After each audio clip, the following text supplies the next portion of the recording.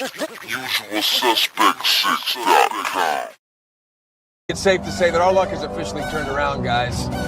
We are back, baby. We are fucking back. We're back. Yeah. Classic. We are back. We are back. It's a Usual Suspect take.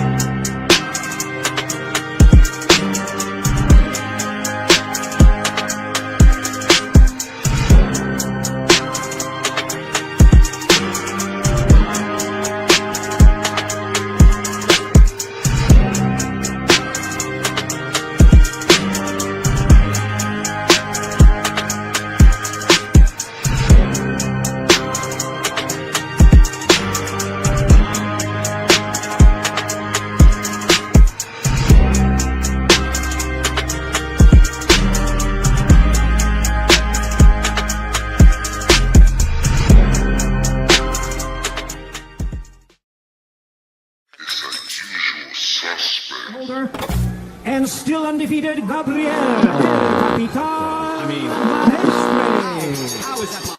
And this gets done too by a bunch of cowards at ringside that never took a punch in their life. I'm sick of it.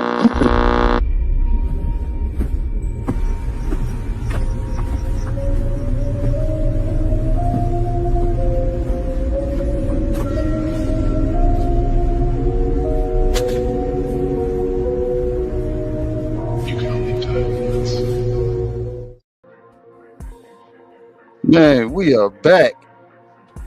We are game, fuck your shit. Indeed, indeed. Sports Entertainment Hub, open mic. The lounge is officially open. What's up with you, Odd? I know you ready. You sound eager. You know what I'm saying? We talking over each other and we just started. Not even damn 30 seconds in. So pardon self.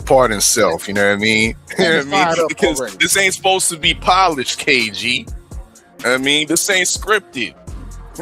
These are the raw lines, the raw voices, and the raw opinions, straight from the boxing trenches.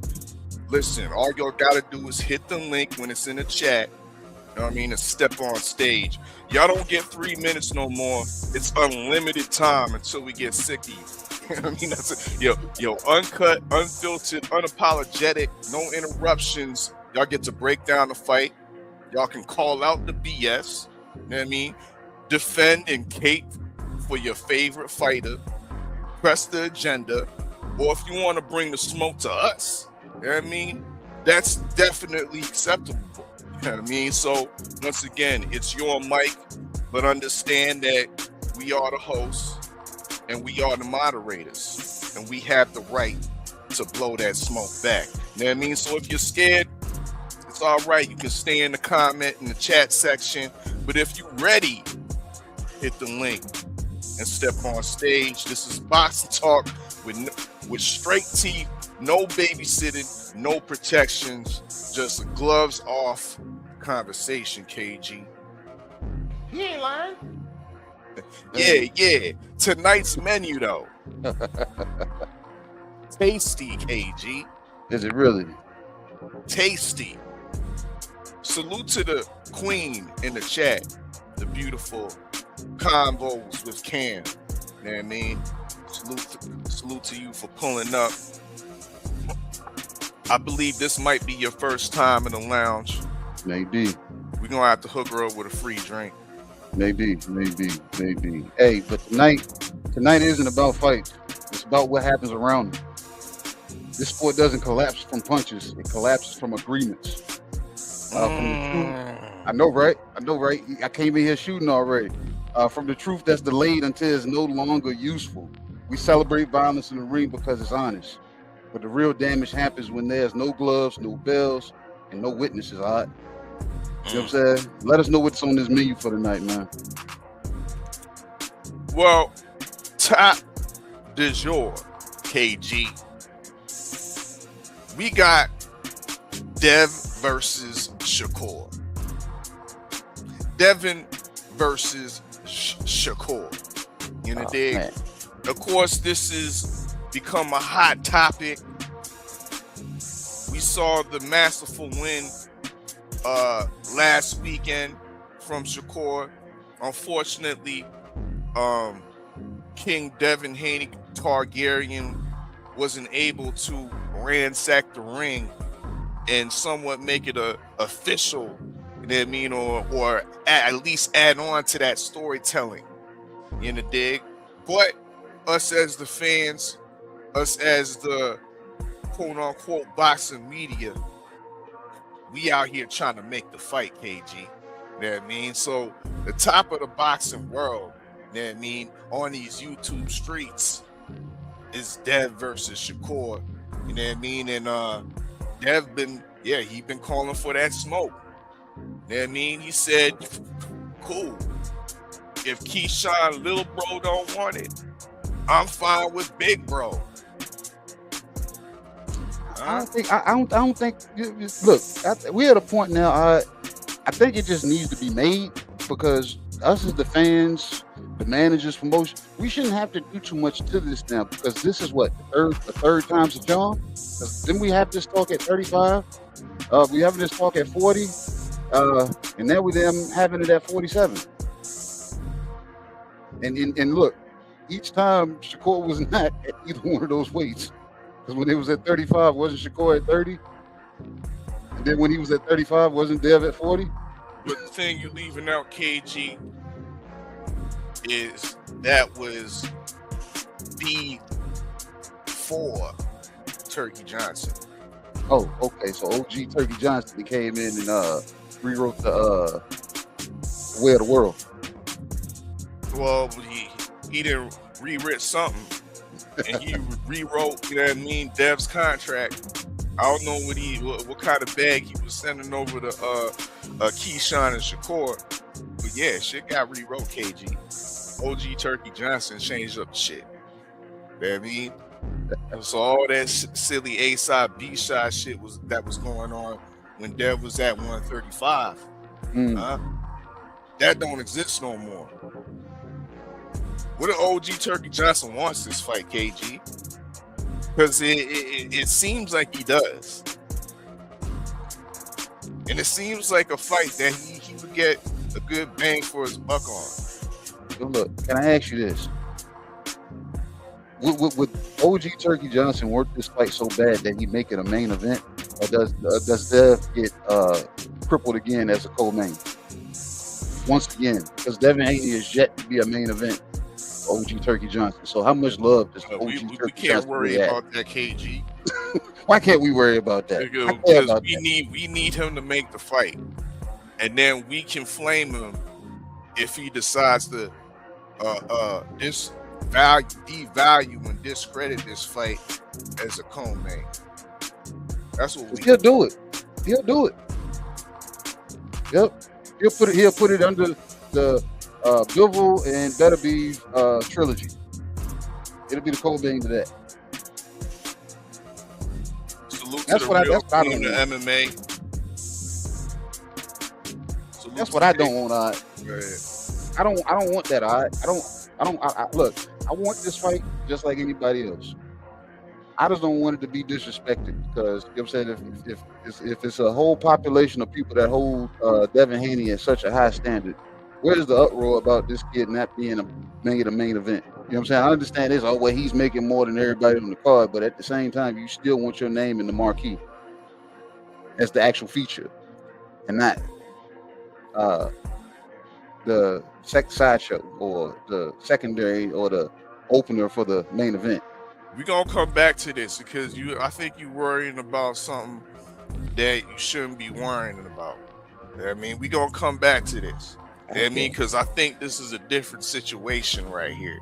Okay. You know what I mean, but I'm a definitely detail and elaborate more on that. Okay. I mean, I just want somebody to clarify. We ain't get past the first plate, KG. Sorry. I'm sorry. Salute to the chat. You know what I mean? Y'all populating up in the lounge in the dig once again. Once we through the menu, presenting the menu, the link will be the chat, and the mic is yours to spit your game and talk your shit. Once again, salute to real queen of MMA, Tay Brown in the building. Salute. Next on the menu, we got Shakur stripped. Yeah, not in the streets or nothing like that, but he got stripped by this other gang that be wilding in these streets, KG. Wilding. They notorious for shaking down niggas for decades. Notoriously egregious. Huh? What do those letters mean to you? What did you say those letters meant? We be crooked. We be crooking. Look, man, sanctioning bodies don't crown kings. You know that, right? It is test obedience. Test obedience, man. It test obedience. They be like, hey, who gonna do what I tell them to do? When I tell them to do it. How I tell them to do it. For however long I tell them to do it. When they ask how high they want them to jump, they tell them to stay there. Stay your ass there. I don't like it, all right? I don't like it at all, man. It's nasty work. Yeah. It's so nasty that we got old big head Chris Mannix even agreeing with the brothers, saying this is absolute nasty work. Chris Mannix said what? He ain't lying. Whole facts. Oh. Bro, you know the WBC didn't strip him because he was inactive. They stripped him because he stopped playing the game. Stop playing the game, all right? Boxing loves their champions until the champion starts asking why. And Canelo, he playing the game because he stacked up with get out of paying sanctioning fee cards. Right? Shakur don't have that. But we gonna break it down further. We gonna break it down further. Next on the menu, we got hot on the plate. Hot, scorching. It's like the fajitas. It's like them fajitas that come to the table sizzling. Yeah, sizzling. Wilder checks Simon Jordan. You know who Simon Jordan is, KG? You familiar with Simon Jordan? I didn't know who he was before I seen the clips, and I don't know who he is after, because he doesn't seem of anybody of importance, because he's bringing up shit from 4 years ago. I missed the opportunity to ask you. So you find to bring it up now? You don't think things aged out? You know what I'm saying? You don't think we got more things of relevance to talk about? No, I'm a dig from 3 years ago, because I didn't get the opportunity when I thought I deserved the opportunity, and I didn't get the opportunity. So I'm going to question you now. You know what I'm saying? I feel better. Everybody want to analyze shit. Niggas want to analyze war. They want to analyze what they see in the ring. But you know what they don't understand? They don't know what it's like until they bleed. They don't know what it's like until they fucking bleed, bro. You know what I'm saying? But everybody want to analyze. Like, when we do this shit, because we're content creators. We critique them techniques, styles. We debate resumes and all kinds of shit like that. But this boxing game is a whole nother world when you inside that ring, bro. You know what I'm saying? So like certain topics, you've heard this over the years. I get tight because I'll be talking to somebody, or it'll be somebody speaking and had never have put a gloves on or have stepped foot in the ring. You know what I'm saying? So I understand, and I take the critiques, and everybody want to be overly analytical when it comes to this type of stuff, bro. But at the same time, you don't know what it's like until you damn get actually punched in the face for real. It ain't about having a plan. It's about, have you been punched in the face before, where you couldn't just take the gloves off and pull the pistol out and end it? No. You got to be on man shit and constantly get hit and put your life in, you know what I'm saying, on that line, because that's what you signed up for. And nobody wants to damn revisit things that, you know what I'm saying, that they're trying to move on from. We teach them sport athletes on all levels in every sport that you're supposed to have short-term memory loss. So if you take a L in the ring, whether it's a knockout or you get ran over in football, dust yourself off, bro, and you damn move on from it. And try to damn, you know what I'm saying, prevent it from happening, and bettering yourself all the way around. You don't damn dig up old shit that people have already talked about and made it clear out of the gate. I don't want to talk about that. Everybody that knows them, the usual suspects, them had interviews, and before we hit that red light, we ask people the same thing every time. Is there any damn thing you don't want us to talk about or bring up? And I guarantee you that same question was asked in head before this damn interview went live. And this guy said, "I know what? I'm gonna test the waters." And Well, that's what the antagonist does, KG. Yeah. And he almost tried. He almost he almost got to the point that, you know what I'm saying, we don't know who, you know what I'm saying, what Deontay Wilder would have did, or are there new restrictions that have gone worldwide about your entourage? Because I believe if his entourage was there, we might have had another weigh-in shenanigan shit fest in the UK.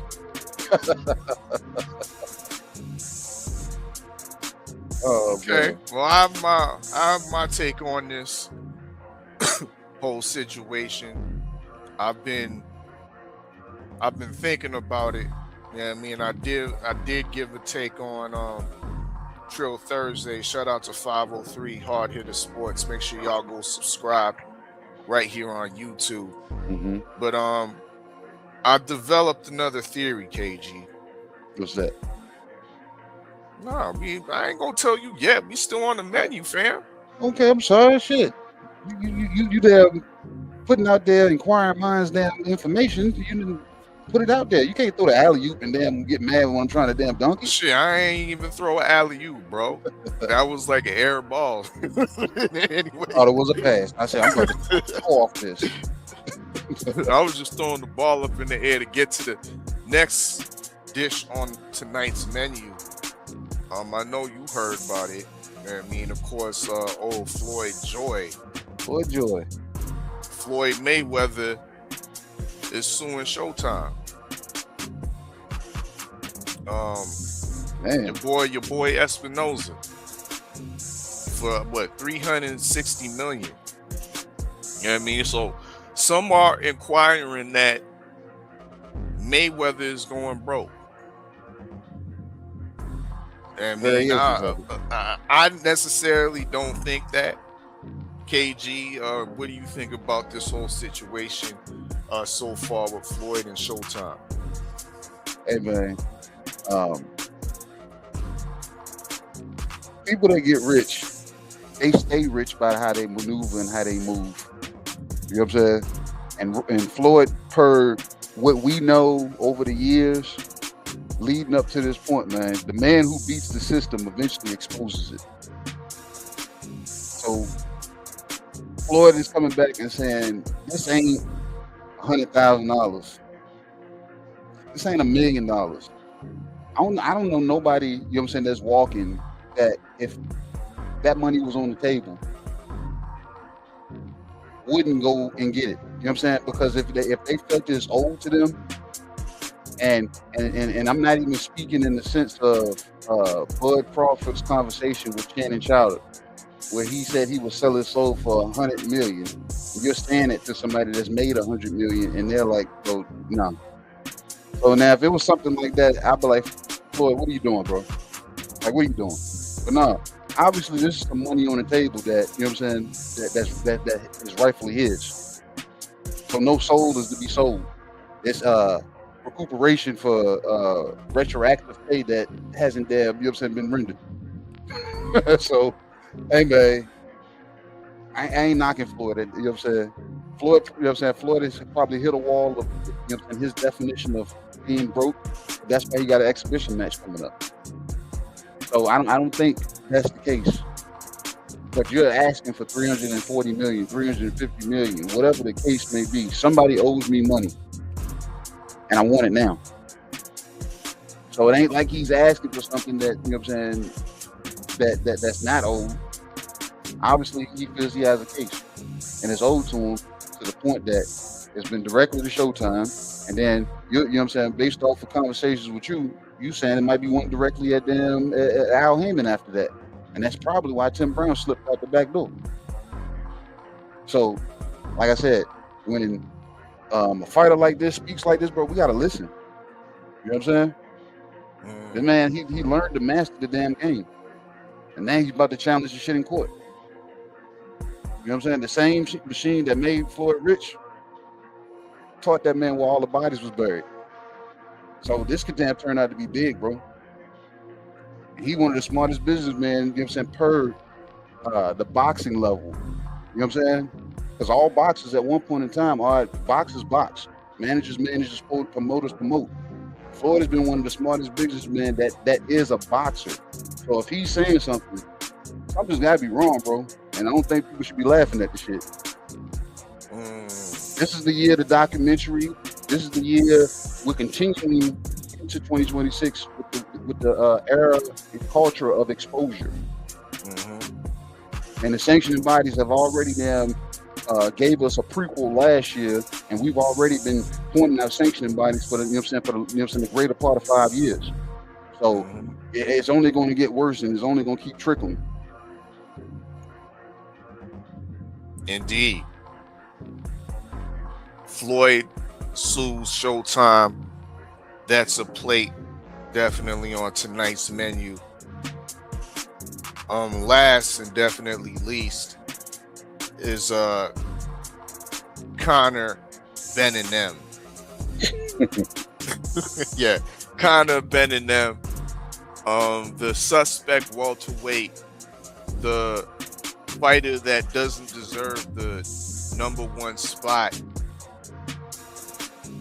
at welterweight for the WBC, the fighter that claims he's a welterweight fighter and hasn't fought there in over 2 years, the fighter that was able to ransack the ring last Saturday and call out Shakur Stevenson and entertain and challenge him like he's on that level. Like he's on that level.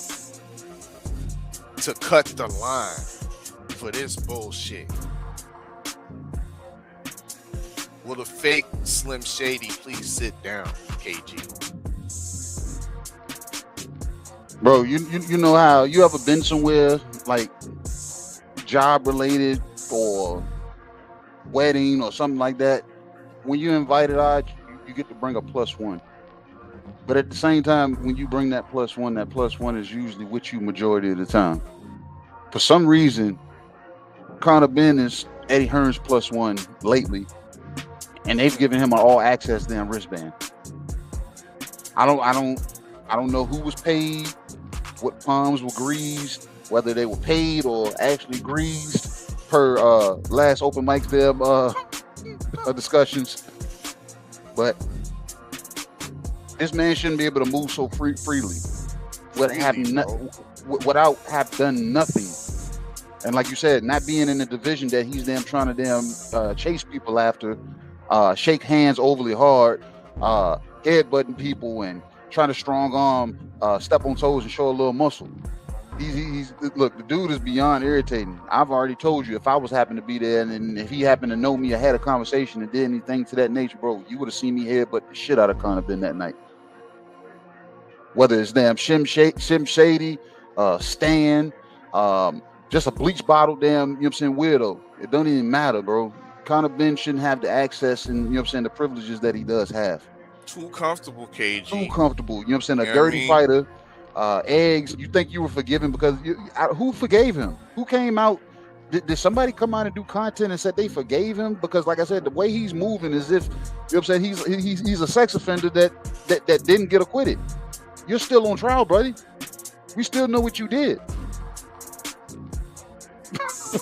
Facts. He over, you know what I mean, at the bodega getting chopped cheese the Aki way. Let me get some boiled eggs on that shit. He was out in the streets. Chop that shit up. Just walking around freely. Yeah. Then he Ubered the motherfucking Bronx. I mean, TD Sports said, yo, I got a guy that can bleach your hair for you. You know what I mean? Oh, damn. Thomas, you yo, out here wilding in New York, and they allowing it. I don't get it, man. Let him in the ring, bro. They let him in the ring, like where are you ranked at 147 pounds for you to? I mean, 140 pounds for you to get into the ring for guys that are fighting at 140. The fight was just at 140. Like, what we doing? You holding nothing. Oh, nothing, bro. No belt, No string. no strings, no straps, no damn, bro. You don't even stripes, nigga. Yeah, you don't even hold your own roots down. You know what I'm saying? You're blind now. I don't get that part, all right? Like, bro, these motherfuckers, I need to know what the actual credentials are. Is there a special list that I need to apply for when I apply for credentials? Because if Conor Ben is able to flow freely and has that to do shit in the game, what the fuck are we talking about, man? Like, how did we get even here? Because your +1 is able to wander around without a leash. I don't like it. I don't like it neither, but he on the menu, KG. Last, but definitely least. And that was tonight's menu. Once again, it's a all-you-can-speak buffet at the Open Mic Lounge. Yes, indeed. Yeah, now to our sponsors. Brought to you by Usual Suspect 6. Tap into all the shows. Real Conversations with KG. Right now I'm at peace right now. You know, things get hectic as it gets closer to the fight. Okay. Do we got a fight? Yeah, I fight April 10th at the Prudential Center. Bullshitting on the Beltway with Supreme Beast Boxing And now Talk. the co is the main event. So that's the way I look at it. That's my philosophy. Trill Thursdays and Usual Suspect Sundays with hard I'm hits. talking about it's really just about stacking this money, man. Getting on these singles, staying positive, you know what I'm saying? And putting it in their face by any means. Tales from the B-side with KG and TV. Needed to fill out additional paperwork to clarify. Yes, we did. Yes, we did. That is the paperwork that you see there. Okay. Open Mic featuring you. You know, that was a close fight. You know, he got dropped a couple times, but I thought he out. We do not care. Wow. It's a Usual Suspect thing. We're back. US6 Sports and Entertainment Hub. Smash that like button, share that stream. Damn right, it's Usual Suspect team. Salute to everybody up in the chat once again. Link is in the chat. If you want to step on stage, the mic is yours. Indeed. KG, what you want to start with the sample on tonight's menu? Can I ask, is there anything on the secret menu for today? Because last time we had secret menu items. I'm just asking now, you know what I'm saying, just in case we get the rolling, turning and burning, and I find out there's a secret item on the menu. Is there anything secret on the menu that doesn't have onions or pickles or tomatoes or any damn thing that'll cause inflammation? but will give information.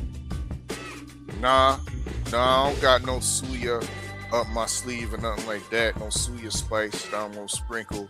You know what I mean? Everything that you see on the menu is what you see, KG. But if we have people in the chat that are willing to bring other topics to the table, fair play.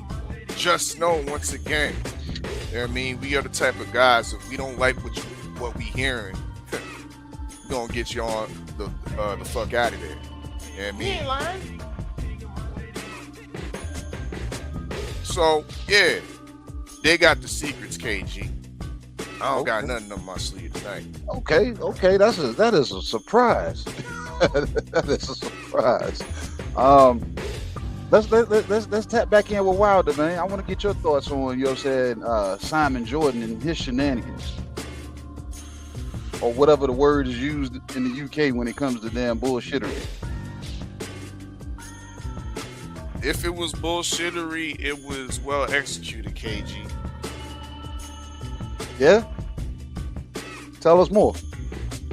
Because KG, this game ain't just physical, is it? It's definitely a game that you have to use your mind. I mean, yeah, your mental state is definitely part of that. Ain't right? Mine. Yep, you're right. Would you say Wilder was mentally intact during that brief interview? He might have been mentally intact, but he was offset. Yeah, Somebody, made him change the dance steps up. He was able to be triggered. Yeah, by probably boxing's best antagonist out there. A lot of y'all probably aren't aware because he's a British analyst or British commentator over there at Talk Sports. But that's what he does. He antagonizes everybody. There's a lot of fighters that refuse to go on the platform just for that reason. Salute to Wilder for going on the platform because his nemesis, the same nemesis that triggered this whole situation, he refuses to go on that platform because this antagonist will be the guy to ask him about the boar meat. He will be the guy to ask him about his relations to Daniel Kinahan. Yeah, right. You know what I mean? Because he's brought it up before. He is the guy that's questioned the credibility and the intentions of OG Turkey Johnson. This guy don't give no fucks when it comes to being antagonistic. You call him Larry Merchant. Talk Sports, yeah, he's the British version of Larry Merchant. He might even be more antagonistic than Larry Merchant. God damn, you can't be worried than Count Dracula. Because he got like a Simon Cowell kind of feel to him. he on that, you know what I mean? With his sophisticated way of manner of speaking. Sophisticated persistence. Because he wouldn't let up. No, because he doubled back. He gave Wilder a question in a different version, and Wilder bet into it. And he made him talk about it. He said, we're not going to talk about it. He went deeper. Yeah, what you talking about? A motherfucker that takes stuff out of his gloves in training camp. What you think he gonna do when he comes in the ring? The antagonizer got him to talk about it. Dang. Got him triggered. And all the while, the motherfucker Del Boy, Derek Chisora, is sitting there laughing, bro. That's what I was about to say. Laughing Smirk on his up. face, bro. The smirk on his face there said just told it all. Because the plan is working beautifully. The plan is working beautifully, and then you gonna come on the camera after the fact talking about, yeah, I told Simon Jordan not to ask him that question. Like, bullshit, nigga. That's what you wanted to happen, bro. You've been friending up Wilder this whole time, rocking him to sleep. Rocking him to sleep. You good. You damn near boys with motherfucking Simon Jordan, bro. You ain't fooling me. This is some mental tactics they trying to put on Wilder. Yeah, man. So you telling me it's gonna be bullshit time over there in the UK? So we better keep an eye on this whole situation, not just the fight. Hey, man.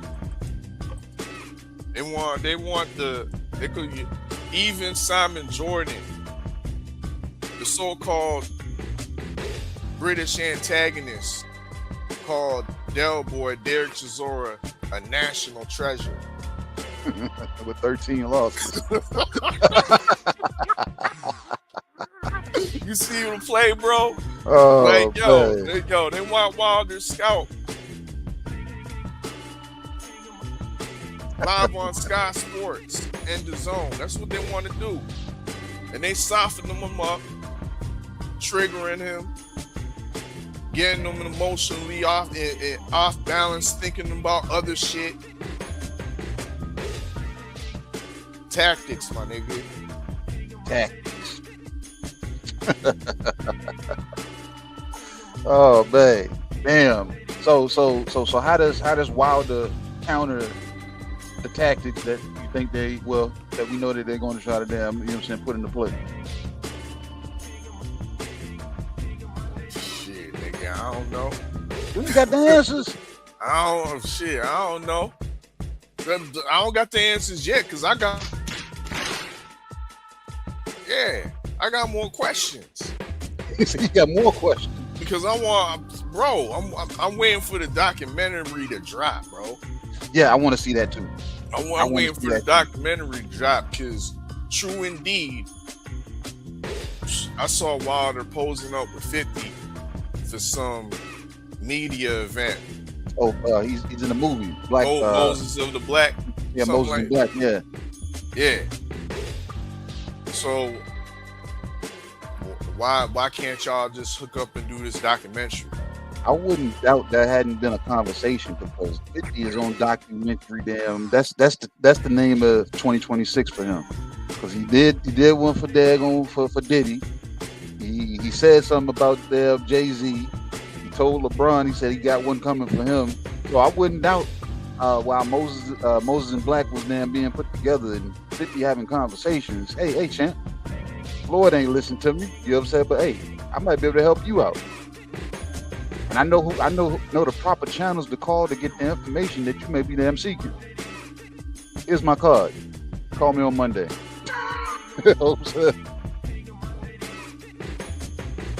Pettiest of the pettiest, man. So I wouldn't doubt it. And if Wilder was dancing in his chair about this documentary, yeah, I want to double down and say, yeah, he's probably being executively produced by Curtis 50 Cent Jackson.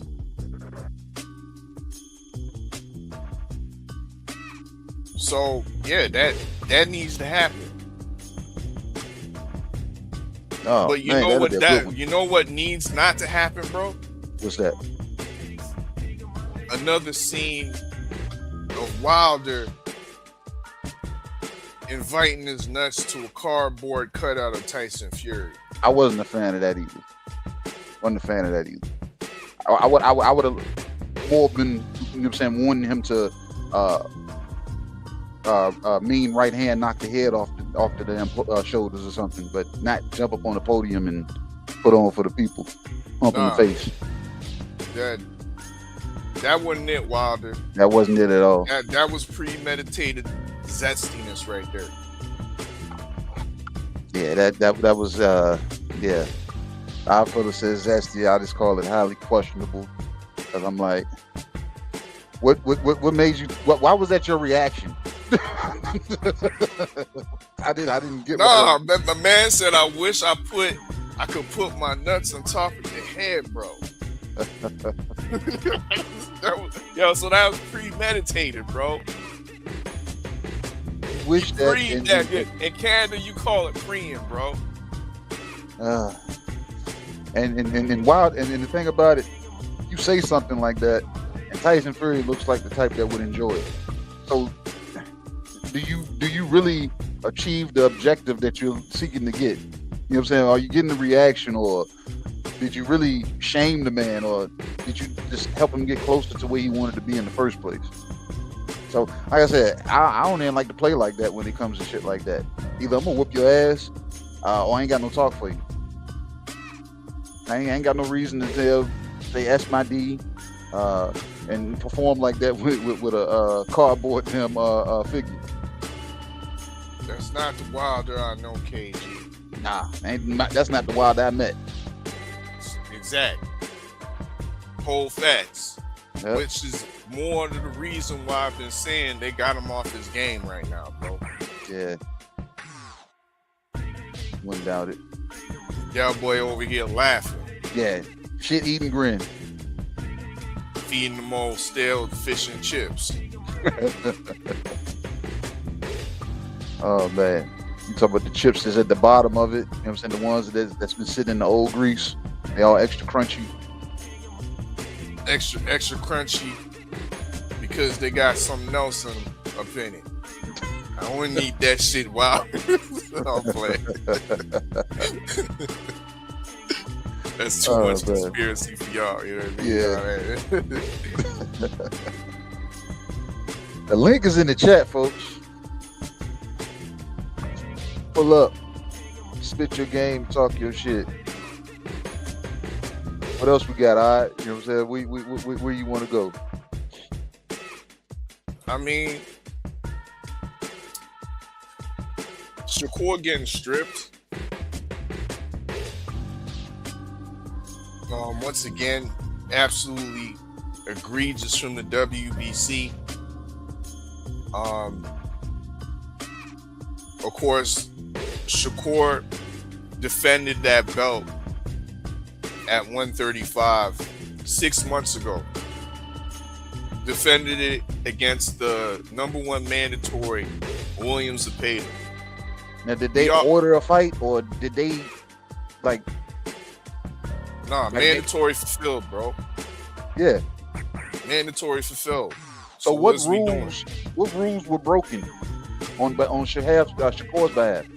Let me get to it, because all of a sudden, Mauricio Sillyman is bringing up ancient WBC policies, or if not ancient, just written into existence. Because this policy cites that if a WBC champion decides to move up in weight and challenge for opposing or a different sanctioned body's belt, they are entitled to 50% of the standard sanctioning fee. Even though that belt is not on the line. So I still got to pay. Even after I just defended a mandatory fight for you guys. Yeah. Y'all didn't order a fight, right? They didn't order a fight? No fights were ordered, KG. So I'm paying you why? Like, did they even come up in the conversation of this damn, what was it, the ring and the IBF or the WBO? Which one was it? WBA. It's a WBO in a Ring magazine. In a Ring magazine, yeah. On the line for that fight. So WBC never was a part of this equation. Shakur fought 6 months ago, fulfilled what he was supposed to fulfill. He even said after this fight he was going back to 135, right? So he was going to go back to defend that title, going back, right? Where was the disconnect? Well, the disconnect is they had agent Conor Beninem ransack the ring and act like and give verbal agreements about they gonna fight. Mauricio Silliman went back to the boxing council and said, yo, they say he's setting up, he ain't going back to 135. And plus, the nigga ain't paying us a hat or 50% of the standard fee. Strip his ass. Strip his ass. She know no phone call. No phone call to say, hey, are you coming back to 35, or was that verbal conversation in the ring good as gold? Nothing. Nothing, KG. You're not gonna call me? Ask me how I'm doing, congratulate me on my victory, see what my damn future goals are? None of that. They just you wake up and you go downstairs and you see Usher and Dab Diddy fighting over the Frosted Flakes, and you see the news pop up and it says what? Shakur Stevens has been stripped. That's crazy, bro. It's crazy. Crazy. And what's even crazier is that this situation has happened before, KG. What happened? But they didn't implement it. Who did it happen to? And they didn't implement it on. Your boy Canelo. Huh? Did it really happen, or did Canelo make something happen? Let me break it down. Okay. Because from the multiple sources that are out there, Canelo did not have to pay sanctioning fees when he was the WBC super middleweight champion, and he decided to move up in weight and challenge for Dimitri Bivol's WBA light heavyweight title. Remember that? Yeah, I won a nice piece of change off of that because I put money on Bivol.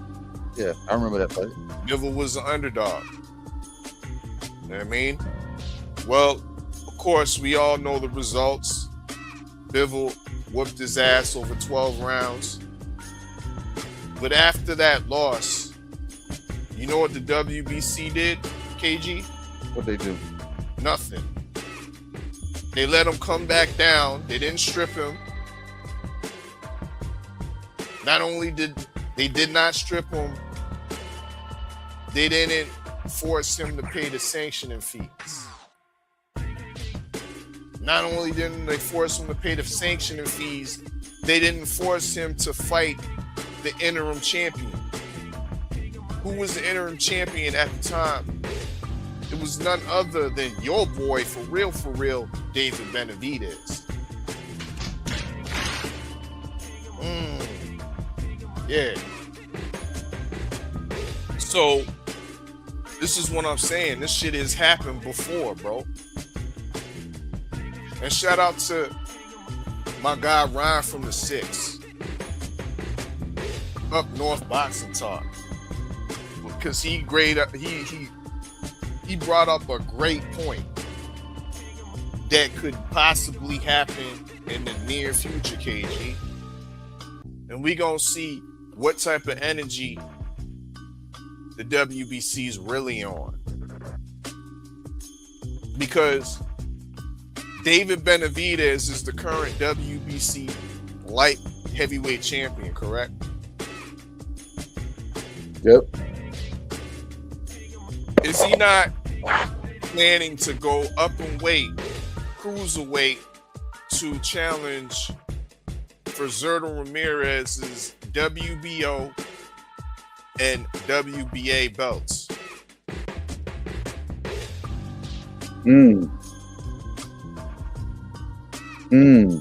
When that happens, bro, because you got one promoter saying that it's going down, you have David Benavidez saying, yeah, I'm moving up in weight to challenge Zerto Ramirez, and they doing a Cinco de Mayo. When that happens, Cinco de Mayo, are they gonna be pressing? Is the WBC gonna be pressing David Benavidez for their 50% cut? Are they She.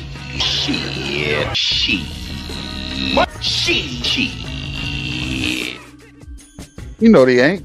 Is You already David know they ain't. Benavidez gonna play the game and come up off his wallet and pay that shit?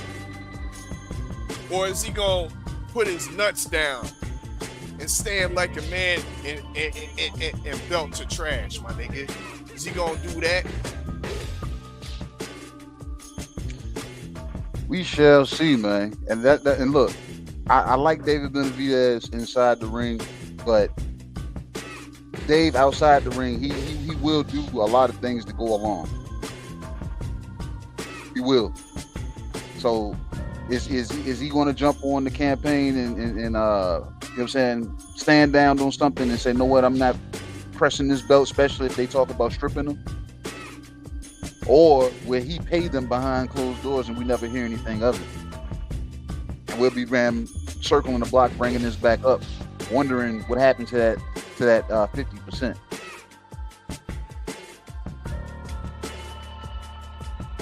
So.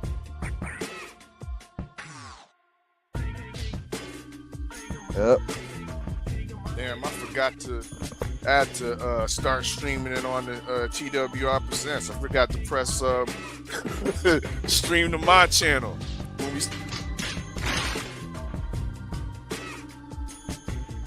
together, man. We live on TWR Presents. Y'all done missed the menu, but it's up there up on the screen for y'all. You know what I mean? We got Dev versus Shakur. We got Shakur and got stripped. We just talked about that. We got Wilder checks and snaps out, blacks out on Simon Jordan. We got Floyd Sue's Showtime. Okay? And also we got the reemergence of Conor Ben and them. Conor Ben causing a ruckus up in New York. Salute to everybody up in the chat. TD Sports taught the crystal ball holder in the building. Salute to the queen. Yes, indeed. Boxing as well. Make sure y'all go subscribe to our girl Shawa. Yes, indeed.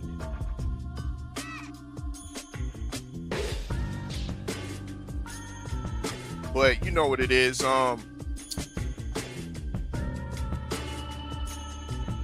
Like we said, Belter trash. WBC is definitely on some fuck shit.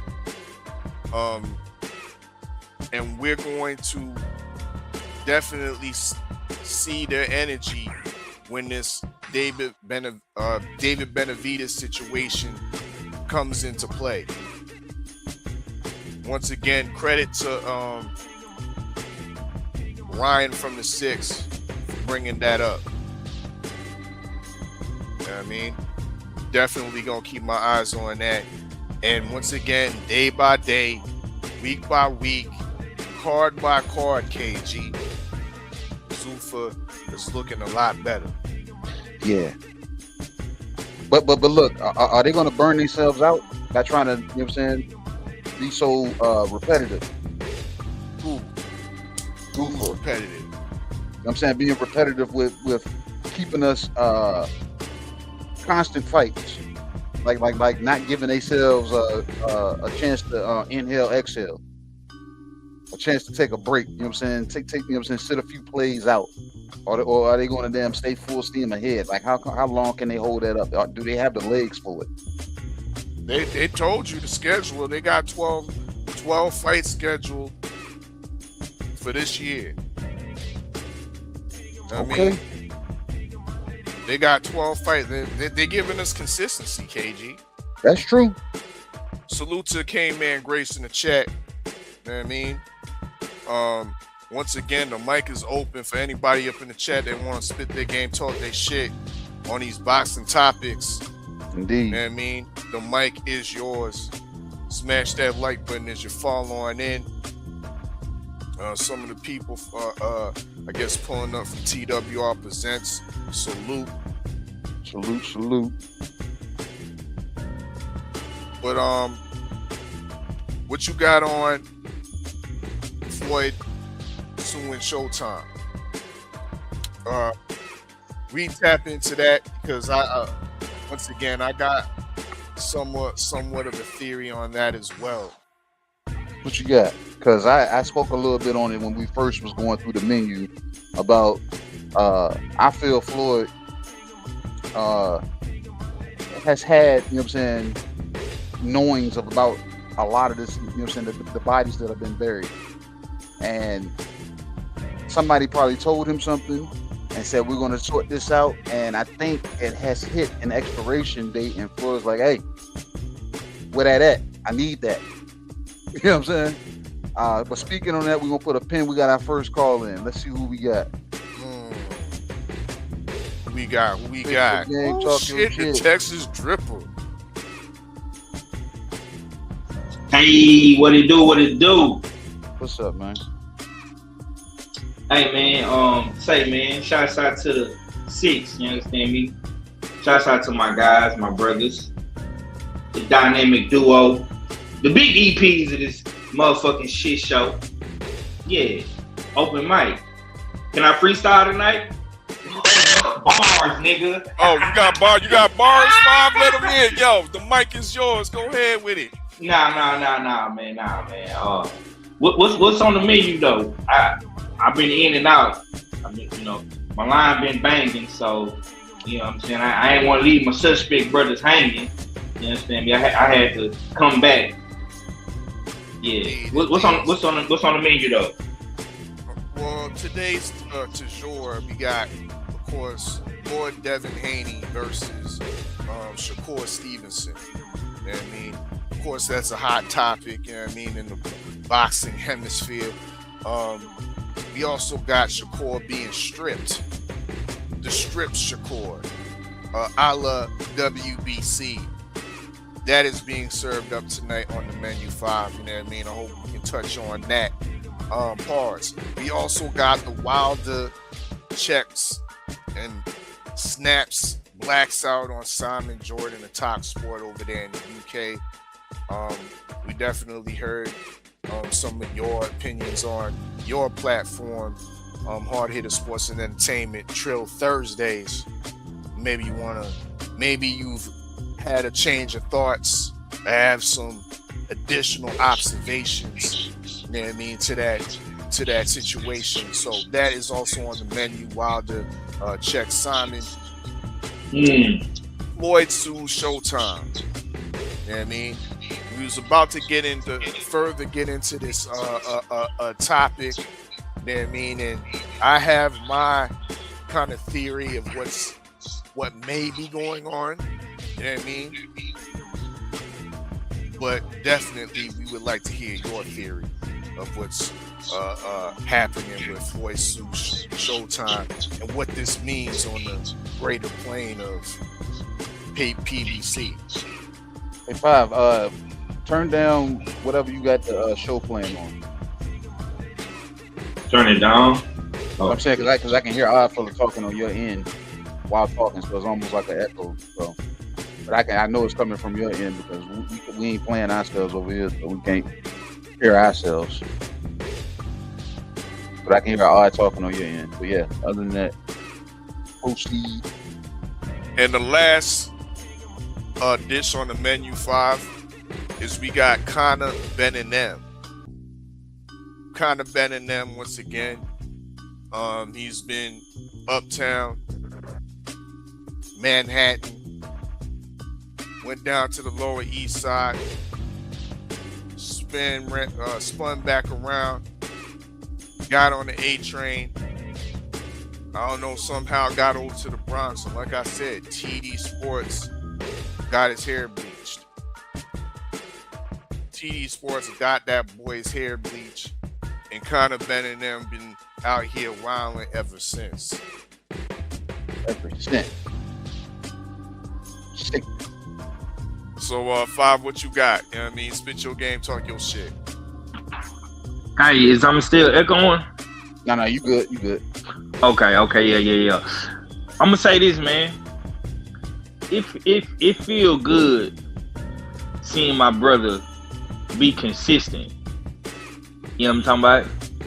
So salute to KG and of course R fella for doing this at a consistent pace. Keep up the good work. Look,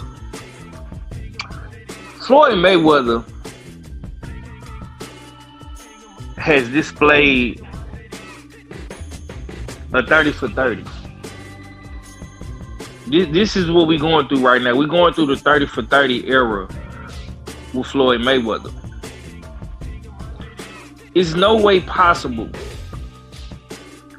you can't have that idea in your mind that, and I don't like to pocket watch another man's pocket at all, but being as though we reporters, content creators, members of the media, when a story is brought to our attention, it's something that we have to talk about. And Floyd made sure that he kept the money in our face pretty much for the back end of his career. And we always had the mindset to I've always had the mindset to question everything. Why does Al Heyman in the PBC not do guaranteed money? I've always wondered, are these guys really getting back end money? Are these guys really getting what the media is reporting? And we've always seen Floyd flaunt his wealth. He ain't lying. We've seen other fighters from the PBC flaunt their wealth. He ain't lying. They probably didn't do it on the level of a Floyd, but for sure we've seen it. And now I think the question should be asked, was Al and the little weasel Steven double dipping in the pot?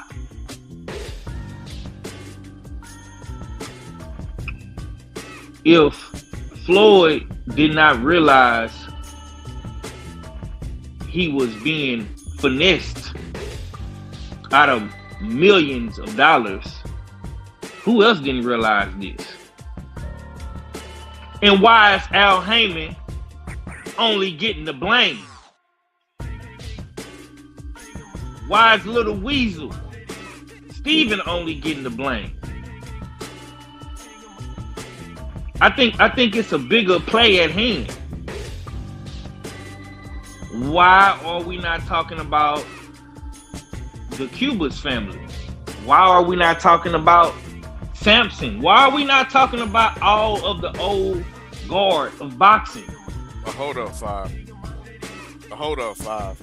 Because come to think about it, we ain't talking about, but we ain't seen the Watsons in a minute. Did you see the Watsons? I think the last time I seen the Watson, I did see Sam, and I believe I seen Marcus at the Lamont Roach and Pitbull Cruz fight down here in Texas. If I'm not mistaken, I could have swore I saw him in the ring. But these guys have been playing the background. I've seen the Cubas at a couple of the PBC's press conferences, him and his son.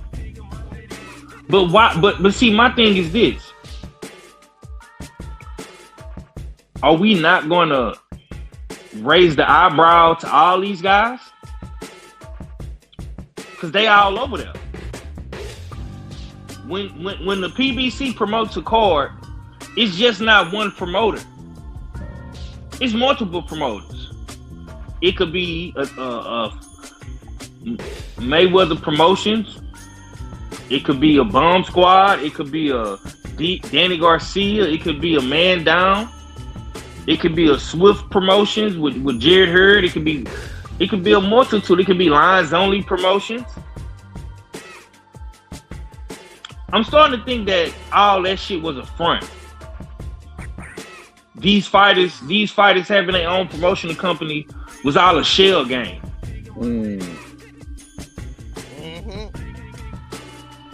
Good job. 360. Yeah. 360 company. 360 company. So Floyd is in business with Jewish people now. And what are Jewish people known for? Jewish people are known for being very, very accurate and conservative with their money. He ain't lying. When you think about the Jewish community, you think about accountants and bookkeepers, and I remember watching and I'm a movie buff, so I like to watch old movies sometimes. This is a movie called Mobsters. And in this movie Mobsters, it was this Jewish gangster named Meyer Lansky. Meyer Lansky was known for being a master bookkeeper, a money guy. He was one of the main reasons why the mob got rich back in those days. And I say all that to say, was it another set of books that the Jewish people may have found that Floyd is just getting wind of? Because with a guy like Floyd, man, Floyd don't strike me as a book savvy, intellectual guy. Book smart type guy. He's more of a street savvy, type guy. I mean, the boy, I don't even think Floyd graduated high school. He might have like an 8th grade education at best. The nigga couldn't even read a drop at the Breakfast Club. So if he couldn't read a drop at the Breakfast Club, what makes me think that he could read a motherfucking a multi-million-dollar contract? He ain't lying. And this is why, and this is why we have been consistent with get the fuck out of the PBC. And it pissed me off. It pissed me off the other day. I was watching the Agnew podcast and I heard Val say something about people on this side of the community. And I had to let them know, like, nah, bro, you gotta tap in and see what the fuck is going on, cause we not pro PBC, my nigga. We pro boxing. You know what I'm saying? And if you listen to us, you know. When there's some fuck shit in the waters, we gonna address it. And we don't give a fuck who don't like it or whatever the case may be. And that's with anybody. Your favorite fighter, your favorite promoter, your favorite manager, you know what I'm saying? Your favorite dad trainer. Any one of these niggas can get it. It's been like that. It's gonna be like that. You ain't gotta like it, but you gotta respect it. And I don't. And I don't respect what the PBC is doing, fellas. I really don't. I've been against the PBC for quite some time. He ain't lying. And I'm gonna say this too, man. I hope Floyd. I hope this be a learning lesson to every fighter that's in boxing right now and every other boxer that's gonna come into a bunch of money. Never trust one person to handle all of your endeavors. I heard Jesus say on this song, you can borrow one of my accountants, nigga, I got 3. When you put your faith into one person to handle everything, sometimes, most likely, the shit is gonna get mismanaged. He ain't lying. Right? So, I can't say I feel sorry for Floyd because you bragged and boasted so much about how you got this and you got that and you made the right investments and oh, thank you Al Heyman and thank you Showtime and da. You did all this boasting and bragging, bro. But you look like one of the most dumbest individuals out here, bro. Cause you literally brag about you being the richest athlete, or you make more money than LeBron James, and you got more money than the NBA players. You make more money than the football players. You disrespected my favorite fighter of all time, in Muhammad Ali. You disrespected all these guys. You belittled all these guys that was in the era with you. You belittled Andre Ward and you know what I'm saying? You hated on Wilder. You hated on all these guys coming behind you. You know what I'm saying? And I want to say this too before I get off to my next point. Salute to Devin Haney and Shakur Stevenson and all of the other guys that didn't sign to your ass, nigga.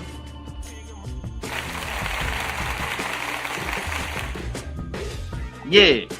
And as far as what's else on the menu, I'm gonna say this, bro. I'm happy to see Deontay Wilder return, but champ, if you can't beat Deontay Wilder, I mean, if you can't beat Chisora, if you can't beat the old Deontay Wilder or a better carbon copy of what you used to be, get out, champ. Get out. This is it. This is the end of the road, and you running out of road. I know a lot of people in the community probably won't tell you that because they love you and they don't want to hurt your feelings. But my nigga, if you can't beat Chisora, fam, it's cool, fam. You had a good run. You really overachieved in boxing, bro. You wasn't supposed to be what you became, but by the grace of God, you got put in this position.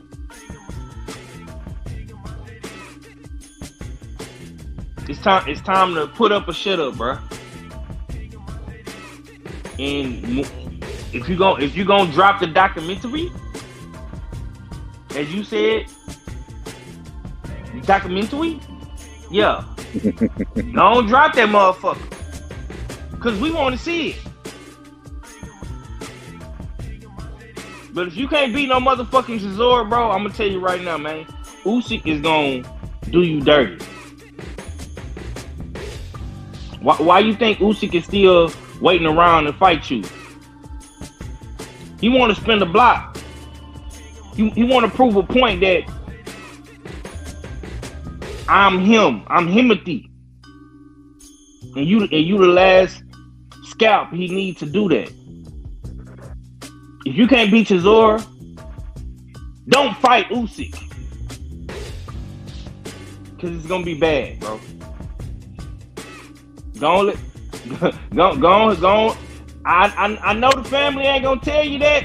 I know the homies in the LDBC ain't gonna tell you that, homie. But I'm gonna tell you that, nigga. And I hope Tay Jones is listening. That's love, though, Five. What you're saying? Yeah. This ain't like I say. This ain't no hate. Cause I love you. You really motivated me to be a better man, bro. Just on some real shit. But I'm gonna tell you, bro. You can't beat Chisora, bro. Get out, bro. Retire. You don't. These people ain't gonna appreciate you anyway. You see how the niggas Simon did you in the UK, bro.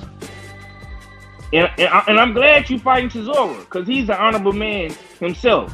But if you can't beat him, if you can't get a knockout and put Chisora out in his misery, bro.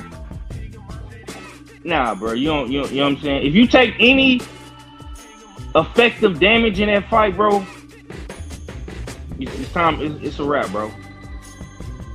You know what I'm saying? Now I really want to touch on this. I say this Devin Haney and Shakur shit for last, because I really want to talk about this. This is like the hottest shit in boxing right now. You know what I'm starting to realize, bro? I'm starting to realize that these Devin Haney fans and these motherfucking Tank Davis fans, they are some motherfucking haters. All these niggas is on their channels hating. All these niggas is making content shading and hating on Shakur, bruh. Hating on Keyshawn Davis. I can't help it that these niggas is like the best dynamic duo right now in boxing. I know y'all want to see them fight each other so you can see one of them lose and knock the motion off, nigga. I know that's what you niggas want. I know you niggas is salty because Tank Davis can't keep his hand off the bitch. I know that's what you niggas is mad about. I know you niggas want Devin Haney to be the man with the plan 24/7. 7-11. You want Dev to be open to everything all day, every day. Pause. But Dev ain't that nigga. He ain't got there yet. He still got some work to do. Stop hating, bro. Listen, man. Everybody can't duck Devin Haney, man. It's just everybody can't duck Devin Haney, fam. Everybody ducking Devin Haney. Everybody. So this is gonna be the ongoing narrative for every fight. Man, he ducked Devin, man. He ducked Devin, man. He was talking to Bill. He was on the phone with Bill. Trill Bill did this. And I love Bill, but god damn. Can somebody else get some credit for anything around this motherfucker? He ain't lying. Shit! You niggas, oh man. See, that's why I can't watch YouTube all the time, bro. Cause if I go down this rabbit hole on these boxing channels on YouTube, bro, I would lose my mind. Cause these niggas will make you dislike these fighters. For real. And like I say, it ain't one particular channel. You know what I'm saying? It ain't one particular person. It's all these niggas. All of them, bruh. Hey, Five, that triangle goes, like you just said. You said the Devin Haney and Tank fans are shitting on the Shakur fans, and then you go to another channel and they say the Devin fans is shitting on the damn Shakur and Tank fans, and then you go over and they say the Tank fans. It's a mental cycle of fuckery. And I don't want to hear it every day, bro. I can't listen to it every day. Oh, you know what I'm saying? It's just a bunch of them. A bullshit. A bullshit. A bullshit. A bullshit. We gotta get back to bigging up these fighters, man. We can't keep belittling every fighter because he's potentially gonna fight your favorite fighter. Want that. We need to build it up, not destroy it, bro. Y'all bro, ever since Devin Haney beat Lomachenko, bro, these niggas is crazy. These niggas is crazy, bro. Like, bro, I understand that Shakur didn't accept the offer that Dev and them sent to him or whatever the case may be, bro. That's cool.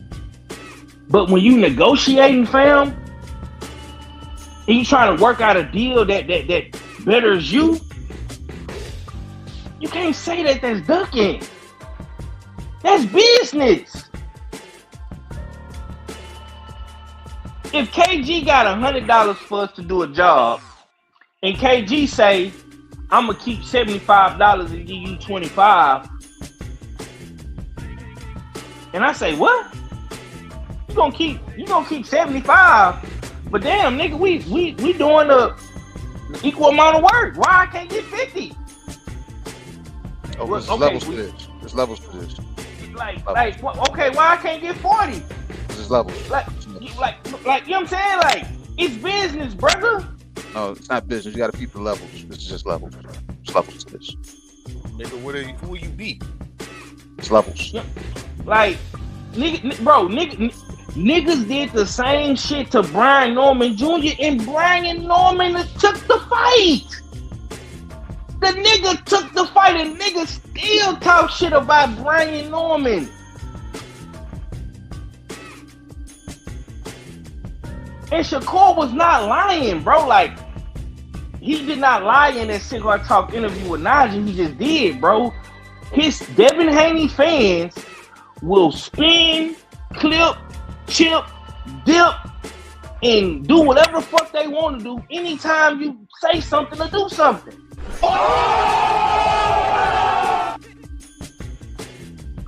You got Keyshawn Davis, bruh. Just came off an amazing performance, bro. The man said Debo name. You don't say Debo name. You ain't supposed to say You see this nigga, the nigga stood on business and said the man's name when the nigga fucked up the motion. DHP fucked up the motion, nigga. Devin Haney was in the hookah bar watching the fight. He was at the hookah bar, man. I seen the picture, man. The nigga was at the hookah bar, man. I thought the nigga was smoking hookah. But I'm like, nah, I know Dev a Muslim. Dev ain't smoking no hookah. That's probably one of the little baddies or something over there, bomb or something. But my nigga, the nigga said your name, fam. Y'all niggas need to get on the same page, bro. I don't care if you gotta call Turkey, if you gotta call Jay Prince, if you gotta call Bill.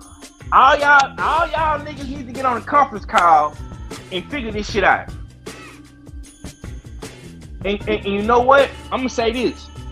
Whoever fight who, I don't care if it's Keyshawn versus Dev. I don't care if it's Shakur versus Dev. I don't give a fuck if it's Keyshawn versus Shakur. You ain't lying. Figure this shit out, bro. And stop tearing each other down. Listen, man. And I'm gonna get off the mic, bro. Devin Haney, you just had a great fucking win, bro.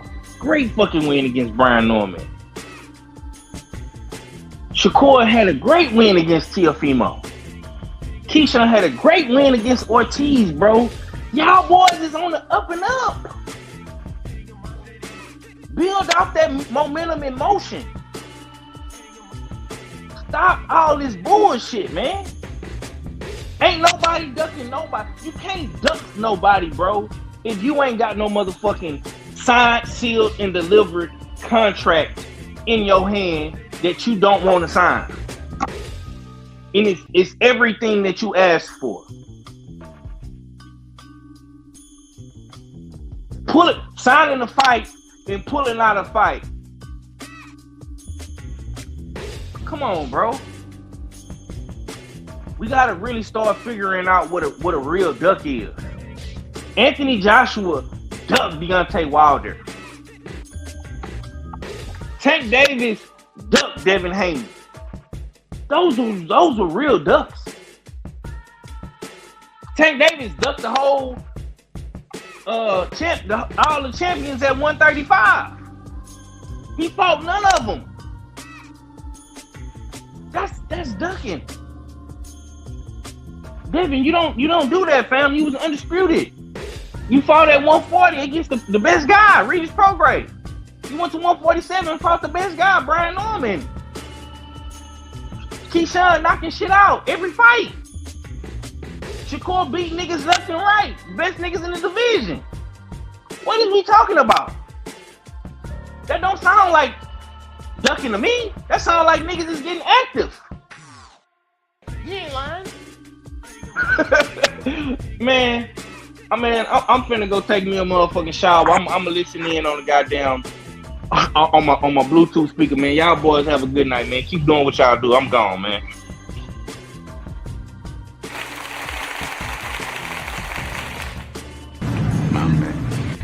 My man.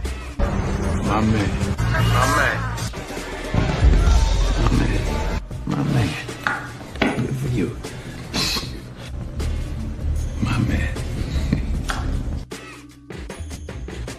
Boy 5 came in here damn hot and shooting with every caliber that he had in his arsenal. Goddamn. Too many bullets to pick up, KG. He had to sit back and just be in silence. Just hey, man, hey, shout out to my boy 503, man. That sound like him talking heavy. He missed Talk Heavy Tuesday this week, so he said, bro, I'm gonna do it on Friday in the lounge. Facts. That's the kind of shit we like, though. Yep, that Talk Heavy shit. The mic is yours. Let me put the link back up in the chat, though. Let's see what we got. While you do that, we're gonna step away with a word from our sponsors.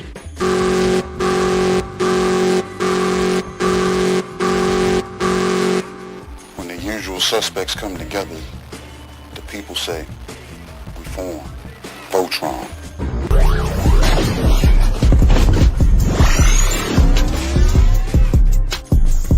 US6Sports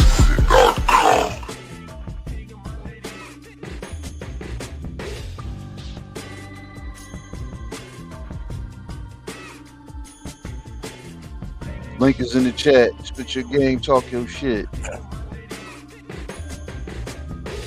Indeed, Five brought up a great point though that got me kind of questioning my theory that I didn't drop. Floyd had been working with them, working with the Jewish community as of late, pledging allegiance to Israel heavily. So maybe he does have some new people on his team looking into things. Things don't add up. Or maybe it might be a situation, because I was like, why now? It's been what 3 years now since they got made a huge bag, both Floyd, Al Heyman, and Showtime with Conor McGregor. That was a huge event.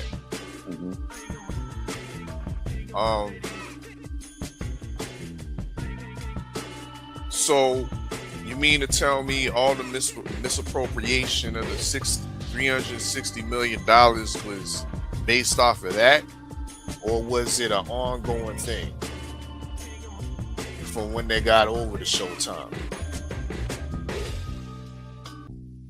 So it leads me to my, once again, why now?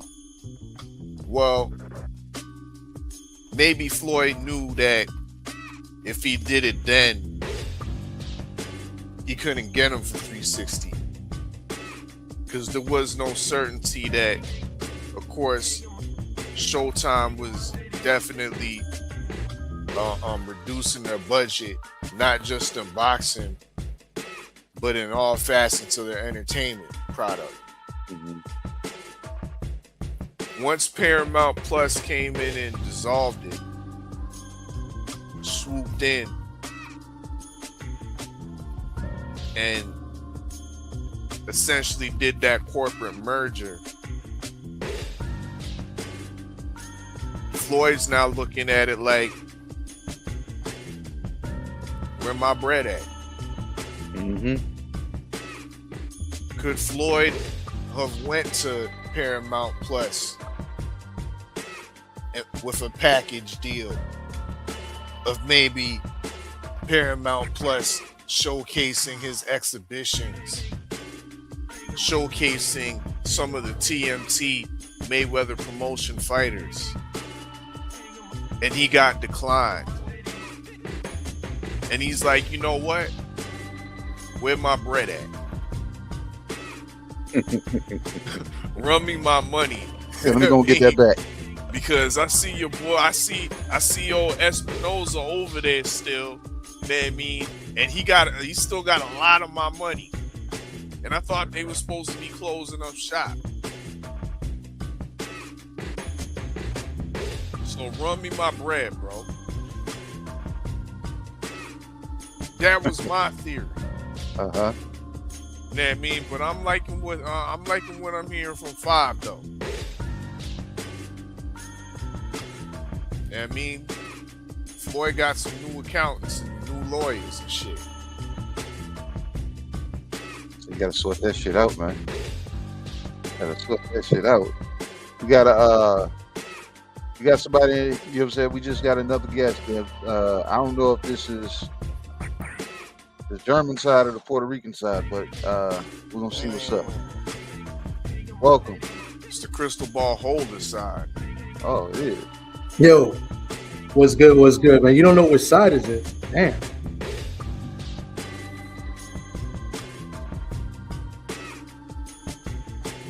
You know what it is.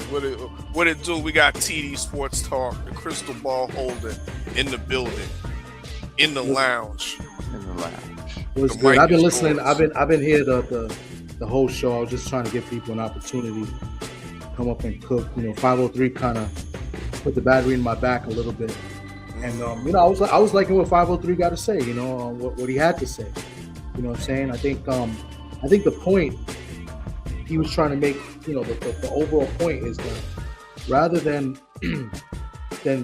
kind of shit on or put down, fighters that are doing great or doing well, especially over big wins. Why are we not building up the sport and building up the fighters, doing, having great performances?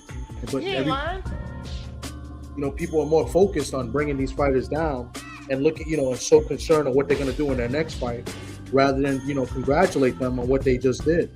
And I got a question, and I wish he would have brought this up. I put it in the chat, hopefully, thinking he would see it and maybe say it. But,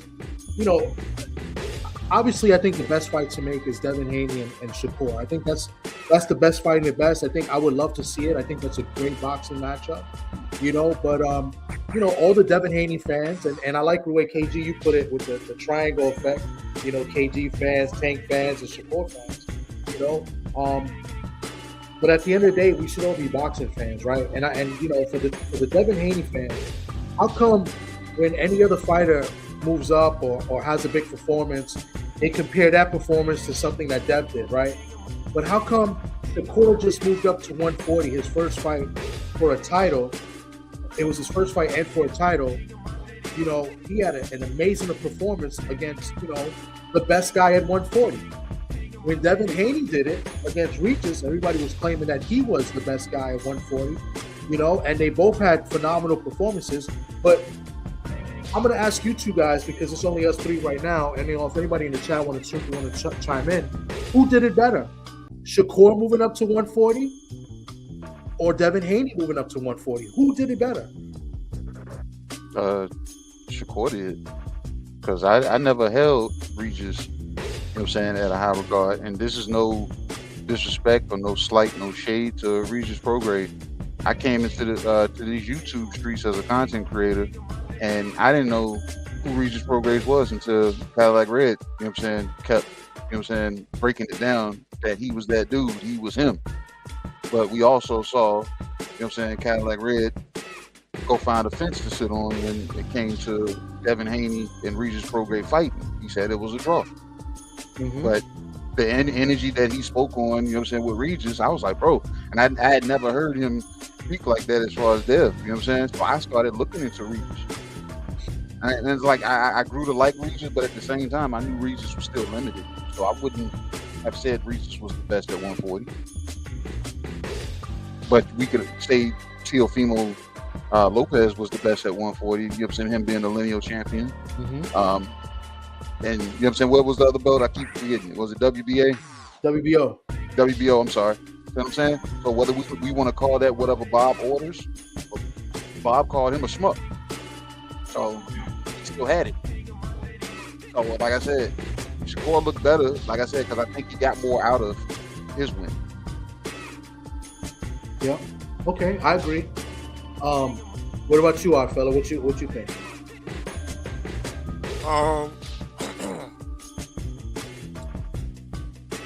This is easy, bro, but I'm trying to understand what this proves, TD. Well, it doesn't prove much as far as who can beat who. It's the point of why nobody has brought that up, because I've seen them do it before. They'll bring up, this guy fought this guy, but Devin Haney fought him and look what he did. Or, Devin Haney did this move before he did. You know what I'm saying? And, I've seen it done before. But why nobody makes this comparison? I have nobody, and I think this is a good discussion, right? Because not only both guys moved up to 140, it was a title shot at that for the first time. And they both had spectacular performances because, I think Devin had a spectacular performance. He dropped him. He hurt Regis. I think he broke a record in that fight for keeping for less punches landed by Regis, something like that. It was some record that was broken in that fight, in a championship fight. So it was a phenomenal performance. But then again, I thought Shakur had a phenomenal performance as well. But everybody, all I've ever heard, from the Devin Haney, what can I call it? Man fans. Let's call them man fans, because I don't like to say, any of that gay glazer stuff. I don't like doing that because I think that's weird. But let's call them man fans. Like, they're really supportive of Devin more than boxing. Let's call them man fans. I've heard them say, well, Devin moved up and fought the best guy at 140, right? And that's a debate within itself. But, okay. Yeah. I mean, that's a reach right there, because in my opinion, he wasn't the best guy at 140 at the time. No, I'm not saying it. I'm saying that's that was Josh Taylor. Yeah. But I'm not saying it. I'm saying that's what they say. But he was definitely either 2 or number 3. And Regis Prograis definitely was in his peak prime. Yes. In and around that time. So at the same time, we can look at it like, yeah, well, Shakur went up and faced a more accomplished guy that was the guy, the lineal guy at 140. But we also need to look at it in the sense that opportunities come when they present themselves. And at the time, both of these guys were working with Eddie Hearn. At the time, Eddie Hearn was able to establish a big arena fight in Bill Haney's hometown, Oakland. I mean, or not Oakland, but San Francisco. They did the fight up in San Francisco, so that's why that fight happened. A good old in-house matchroom fight. A great homecoming for Devin Haney in San Francisco against a credible opponent at 140 for your definitely a feather in your cap at 140. Josh Taylor wasn't on the table at the time. Harder fight to make, TD. No, I understand what you're saying, but that's not what I'm saying. I'm not saying what you're saying is what I would say, and I agree with. What I'm saying is this is what the Devin Haney fans were saying, that they fought the number one guy. They moved up and fought the best guy at 140, and I don't think that's true.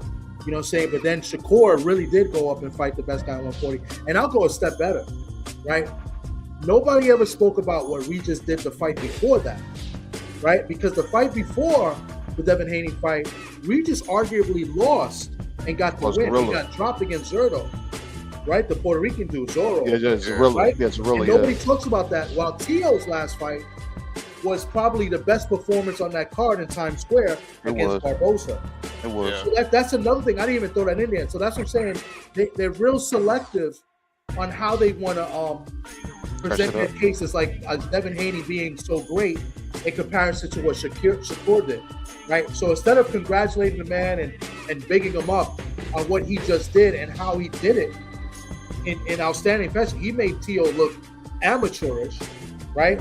Instead of bigging him up, they're saying, oh, but he don't want to fight nobody, he ducked. And I even heard some people say that was a cherry thing.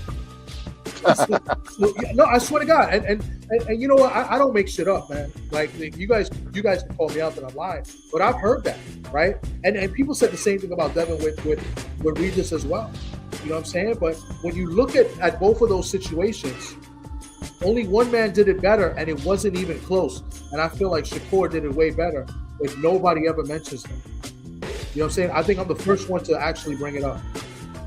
But like I was saying before, I don't know what that really proves. I'm just saying it just proves how selective some of these man fans are, right? Like they always going to make a case for their fighters, but they don't care for the sport overall. You know what I'm saying? Like, and I just think it's a joke, because everything revolves around them. And Tank fans do the same thing. And the same thing they criticize with Tank fans, they do the exact same thing. And Shakur fans, some of them out there, they do the same thing. And I'm just not about that. And I like what 503 was coming up and saying, like, he's not about that too. And he's a Shakur guy. right? And he's a Keyshawn Davis guy. So am I. I love both fighters. You know what I'm saying? And I like Devin Haney too. But I'm more of a boxing fan. Now, if you want to say I'm a man fan of anybody, and I wanted to do a video about this, and I haven't really got the right word to say it. But if you want to say I'm a man fan about anybody, it'd probably be Shushu. But there's a difference. There's a difference because we do not care. Of course not. Because when it comes to Shushu, I've actually conversed with him. I've been to his fights, multiple fights. You know what I'm saying? So it's a little bit different. A lot of these other fans of these, of these boxers or fighters, they don't even go to fights. You know what I'm saying?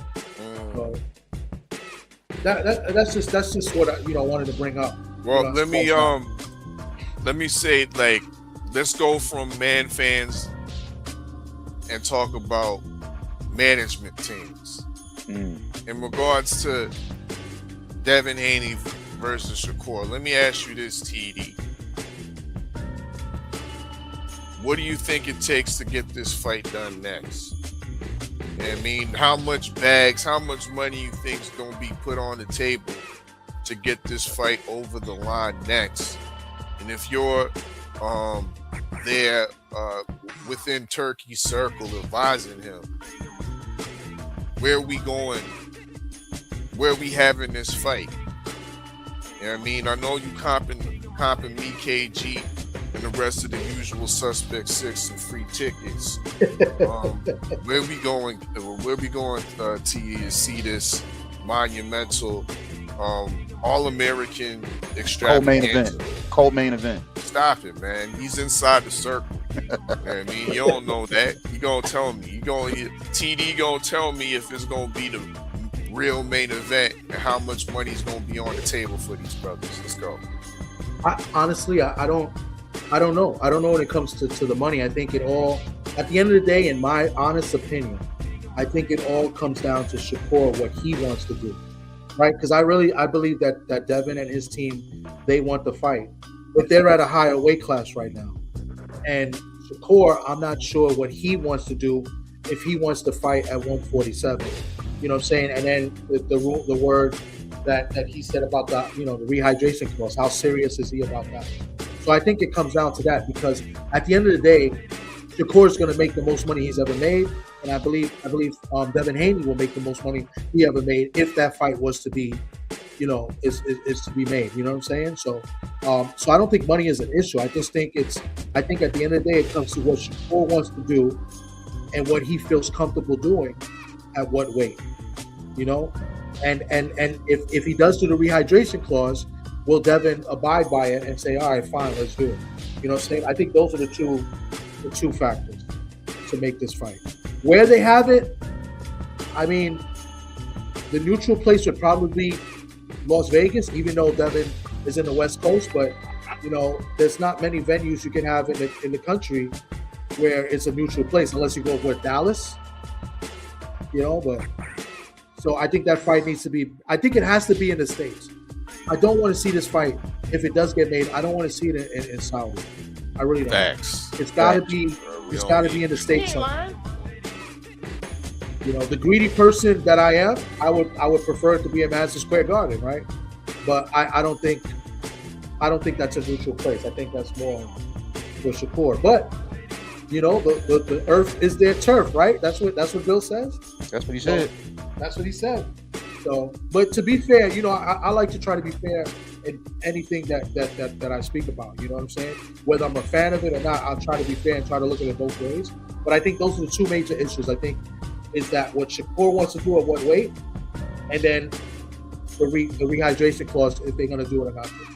I think those are two things. Money, I don't think is an issue. I think if Turkey can, whatever they want, Turkey will give it to them. Indeed. You think I was reaching earlier on when I said the master antagonizer out there in Britain then got Wilder off his game, and Derek Chisora was in on the play? Oh, you think I didn't hear that part. You think you won't hear for the whole show? I was, but I didn't get that part. Chisora being part of it, I didn't get that part. I didn't hear that. No, I don't. I don't. Wow, that would be crazy. You ain't see the shit-eating grin that he had sitting over there. He was smirking and laughing at the whole. It said the whole. Yeah, but that he doesn't passed mean Wilder anything. Kleenex.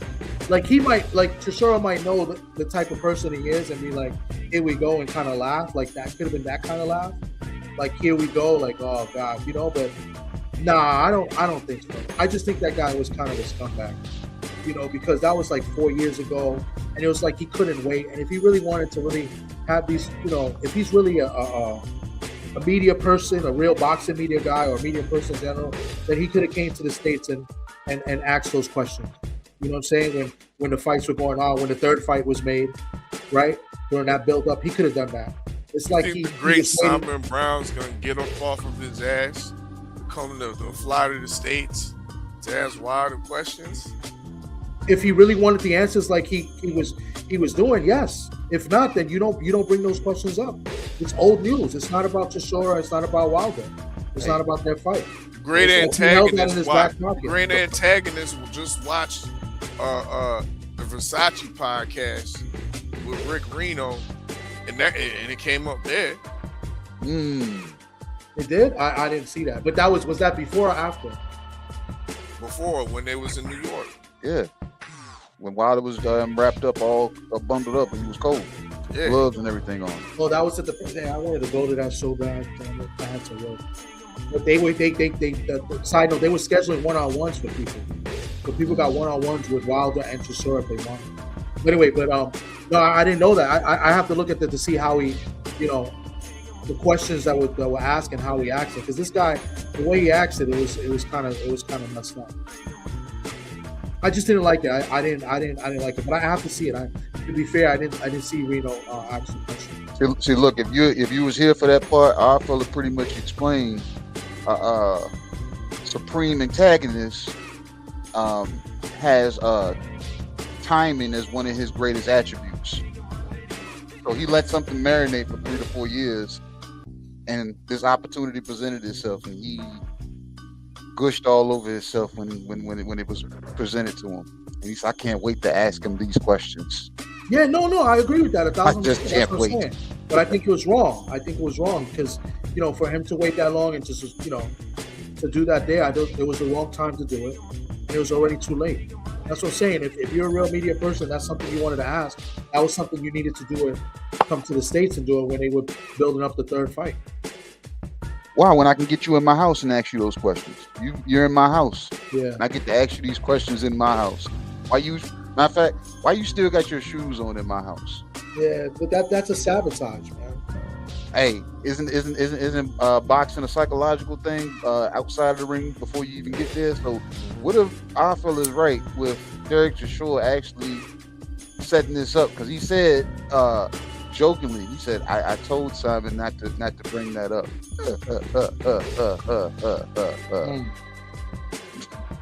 Yeah, that would be messed up. I still don't believe it. I still don't believe he would do that. I mean, you never know. But I don't. What? Bro, what are you talking about, man? Yeah, you guys. This is the same Derek Chisora that tried to kiss, I think, David Haye during a face-off. David Haye slapped him with a bottle, right? Yeah, you bottle me, bruv. Yeah. I mean, but Chisora, you would think he's more mature now. I mean, I seen he's more mature than he was back then.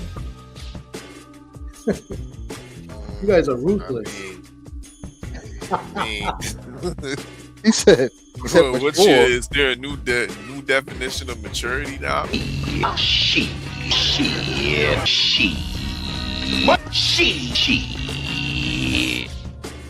You got it, man. I can't argue with you guys. You got it. I mean, so You ain't lying. he's definitely about that shady life, bro. Rocking Wilder to sleep, getting them comfortable. You know what I mean? Come on, TD. You know how I go. But at the end of the day, when it comes to that whole thing, it was wrong. Like that's just, you know, I didn't like it. I didn't like it when I first, you know, did it. It set everything up. It just made Wilder look, you know, bad.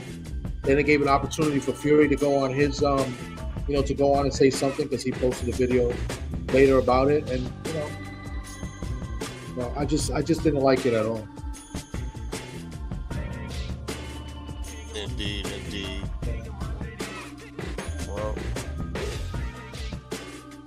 Well, how do you feel about the fight though? Is it a dangerous fight for Wilder? Is it a fight where you believe that Chisora is really just an old tune-up? Is this a tune-up? That's what I wanted to ask. Yeah, it's a dangerous tune-up.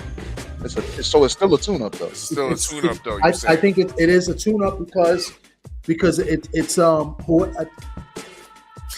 tune-up because both for him, if he wins this fight, it seems like he's going to get the Usyk. Well, bro, how is it a tune-up when Odell boy is ranked ahead of him? He ain't lying. Like, who's tuning who? Pause. Yeah. Yeah. Thomas said, I got you, homie. Wow, man. That's. I'm saying though, for real though. To me, it ain't no tune-up. It's just a dangerous fight. It's dangerous. Wow, this was dangerous. It's a dangerous fight. So, all right, let's take tune-up out of it. It's a dangerous fight for both guys. I think more for Wilder because, what is it? His last 3 or 4 fights, he's got three losses in the last 4 fights or something like that, or in the last 5 fights. And his punch output has not been the greatest. No, this last fight he didn't look good in the last fight, even though he won. So, and Chisora's been a little bit more active and fighting better competition also recently. So yeah, this is dangerous. I mean, the loser of this fight has to go. If Wilder can't beat Chisora and vice versa, then they got to sit down and call it a career. I believe this is both their 50th fight on the dot. Yeah. Yo. 100. Yeah. Oh, that's why it's okay. So 100. All right, that makes sense now. I didn't even realize that. Yeah, I don't pay all the way attention. You know what I'm saying? But yeah. So both their 50th fights. Yeah, I can picture KZ doing that shit. I want to just throw something on the screen.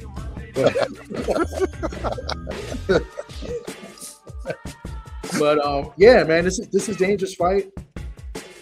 Is he still with? He's gonna have a new trainer, or is he gonna? He has Don House in his corner, and he said in one of those interviews that Malik Scott was like temporary anyway, and he was there because he was considered family, a friend, and he was there. He was already close by. You know what I'm saying? So, but I want to see when this documentary comes out and we hear about the poisoning of the waters and how the decisions was made to get rid of certain people on the staff. Leave us wondering.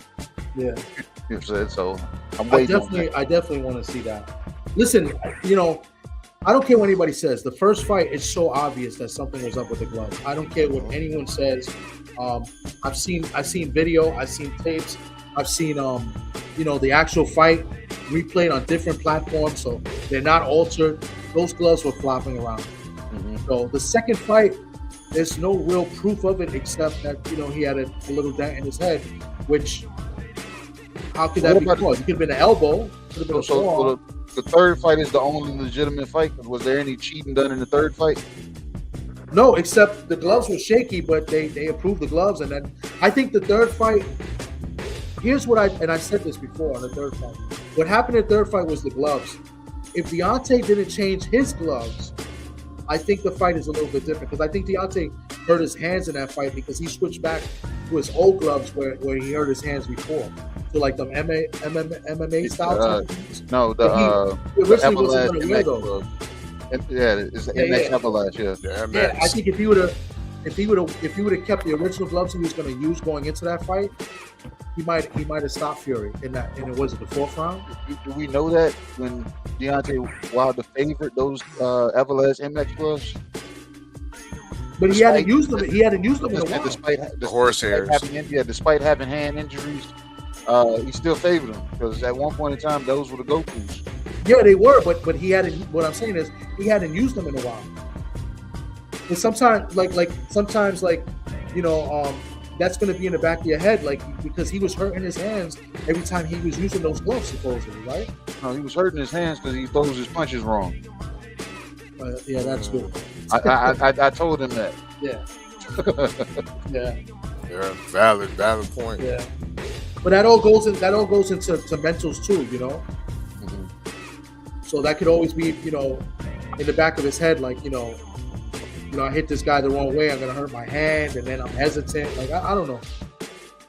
So that goes into the mentals too. But I thought that the gloves were something to do with it, because when they were showing the gloves that Fury was gonna wear in that third fight, there was hardly any padding in those gloves. I don't know if you see the video with Tay Jones and House. It was House that was in there too, looking at. Yeah. Tay explained it to us. Remember, he said the gloves was rolled up like a 2 pair of socks. Yeah, it was obvious that they had no padding. But my thing is, man, when in Rome, do what KG does. If you're gonna stack wraps, if you're gonna pull lining out of your gloves, you're gonna put egg weights in your hands, you're gonna take. Bro, I'm gonna do what you're doing. Yeah. You know what I'm saying? No, I feel you. Yeah. If everybody damn signs off and gives the green light and thumbs up to shit, and I don't want to be seen as one of those people that's going to complain, you know what? I'm going to just go ahead and damn, you know what I'm saying, play ball. Because if that's what the rules are saying and y'all the damn giving the damn okay, yeah. Watch how hollow my gloves are. You know what I'm saying? No, I feel you. I definitely. Yep. Yeah. But we never knew. I'll be interested to see if the documentary, if that's a real thing. I don't know if that's a real thing or not, if he was just saying that, or that's something that they're working on. It's real. Okay. Yeah, I'm intrigued. I want to see it. Yeah, if 50 Cent, if he's been conversing with him and 50 has something to do with it, then this is real. This is real. Okay. I don't know if it's gonna be on the level of 50 Cent's quality, but you know what I'm saying, some tidbit of advice has been passed along. Yeah. Well, he obviously gonna have the I can't remember the fighter's name that accused him or proved that he had the they took out the padding in the gloves in the training camp. Mm-hmm. So I forgot the name of that fighter. I'm sure he's gonna have him in there. Oh yeah. I'm all for it. I'm intrigued by it. He got all. At the end of the day, Wilder has one more fight at the very least right now, and he's got to focus on that. And he's not going to be in America. His fight is in the UK, so it's pretty much their rules. You know what I'm saying? So, not to say that they're going to cheat or anything like that, but it's in it's across the pond. It's in. So they're not going to cheat. Yeah, a bullshit. A bullshit. A bullshit. A bullshit. They're already playing psychological games. Yeah. Yeah. What more you think they're not going to do? You know what I'm saying? Exactly. For the last 5-10 minutes, just stay over there in the UK a little bit. We ain't gonna let you slip out like that, TD. All right, I got a live that I'm doing in like 5 minutes. So okay, go ahead. Because true indeed, you've been over here harboring all these British fighters. You're drinking beers with Dalton Smith. I know, right? Hanging out. Damn, man. And now you finding places for Conor Ben to get his hair bleached. Yeah. Why the Bronx got to take an L for everybody's hair? Like Tank Davis, he blamed that lady. I think her shop or her salon was in the Bronx too. Oh damn. Yeah. I ain't even know that. Yeah, it was in the Bronx. It's in the Bronx. Oh damn, you snitching That's on crazy. the Bronx like that, bro? So all right. You saying that 2 L's? Yeah, bro. It's completely connected. I wouldn't doubt that damn Big Baby Miller's damn barber is not in the Bronx. $700. Nah, that was in Brooklyn. He's from Brooklyn, but he did it in the Bronx, bro. He did it in the Bronx. Wow. He got a suite in the Bronx. He said, "Meet me there, B." Damn. Yep. He ain't lying. In somewhat unbreaking news, the fight between Josh Kelly and B Murder, background Murder Zaliev, might be reneged.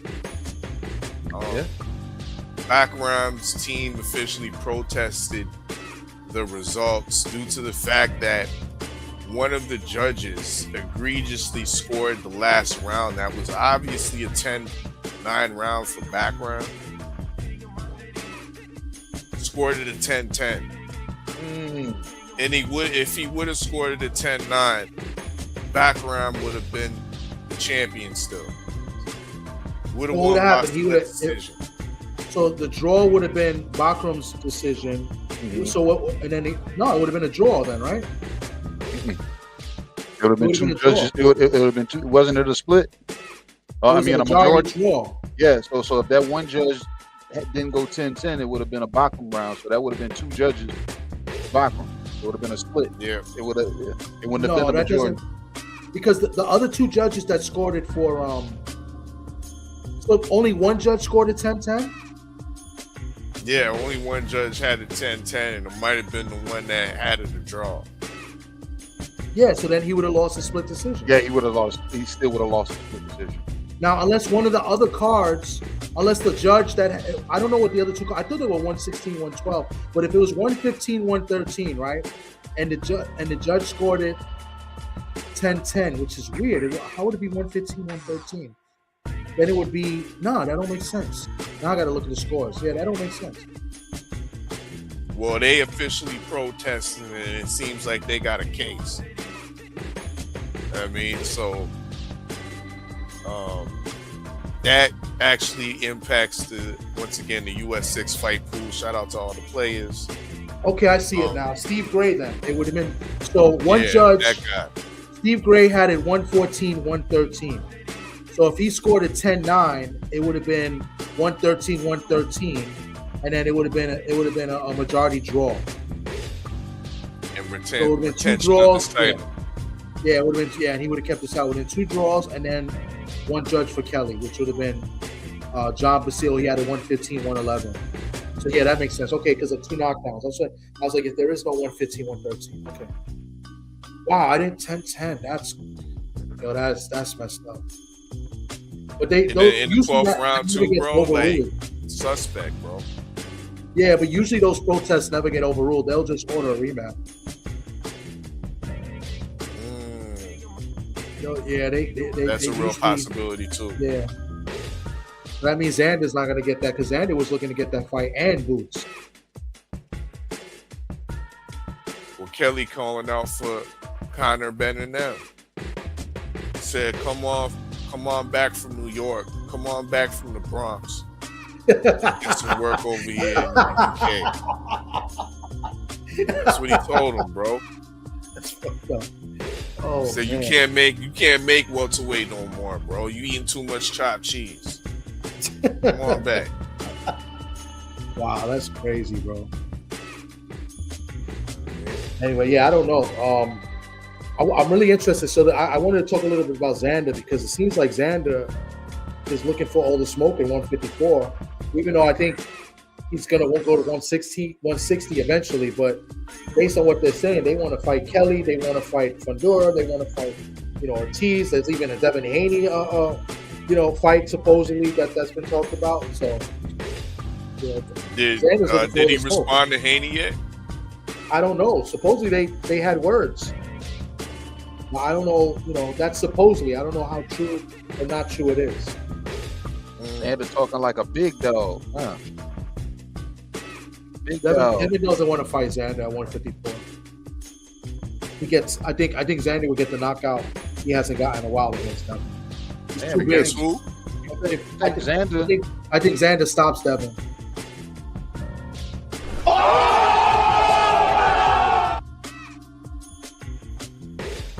Tell us how. Tell us how and why. He's too big. He's too big for that.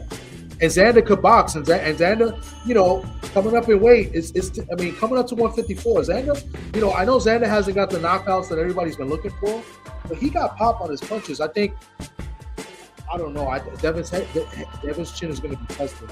I think he'll stop him. Damn, you got Xander's ass. Y'all hear this on the US6 Sports Entertainment Hub open mic? I'll call it now. If that fight gets made, Xander by stoppage. said, this is what's going to happen, Debo. Hey, young man. You got knocked the fuck out, man. Give me my goddamn money. And you know what's funny? If this fight was to get made, I want to hear all the Devin hands talk about how Devin's going to stop Xander. That is going to be hilarious. But it's a good fight. I mean, you know, I don't. There's no shade to Dev. I like Dev. I think it's a good fight. But I personally think, you know, you like Dev. You ain't got to say it ain't no shade. No, I just say I personally think that they talk your shit. Yeah, and that's what I'm saying. I personally think Xander stops him. That's going to be too much. That's going to be too much for him. It ain't about disrespect. You talking boxing. This is what your view and what your eyes have damn told you. There's never disrespect, man. You over here talking boxing. Now, if you over here saying he's going to knock Devin out because Devin is a piece of shit and Devin ain't this and Devin can't punch his way out of a wet paper. But if you're talking like that, then like I said, I got something for that over here in the truck that I will cut you off and play. But talk boxing. It's fine. It's completely fine. Talk your shit. It's your game. Thank you.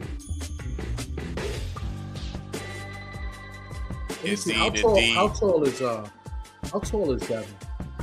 I think the size he's 5'9" and a half, maybe. Yeah. Oh, so it's not that much. They list Xander as 5'10", but I think he might be like 5'11", close to more 6 feet. But Devin's 5'9". I didn't think Devin was that tall. Yeah, he's like 5'8", 5'9". Yeah. He's sizable. He's growing. Yeah, they have a 5'9". Okay, so it's not that much taller, but I still stand on it. I think it's a bad matchup for him. Moving up, I think he sends him back. He sends him back down to 147. I don't know. I doubted him once before. He made me look like a fool. I'm not so sure I'm gonna do that with Xander. If that fight was to happen. Xander ain't no Shakur. Nah. No.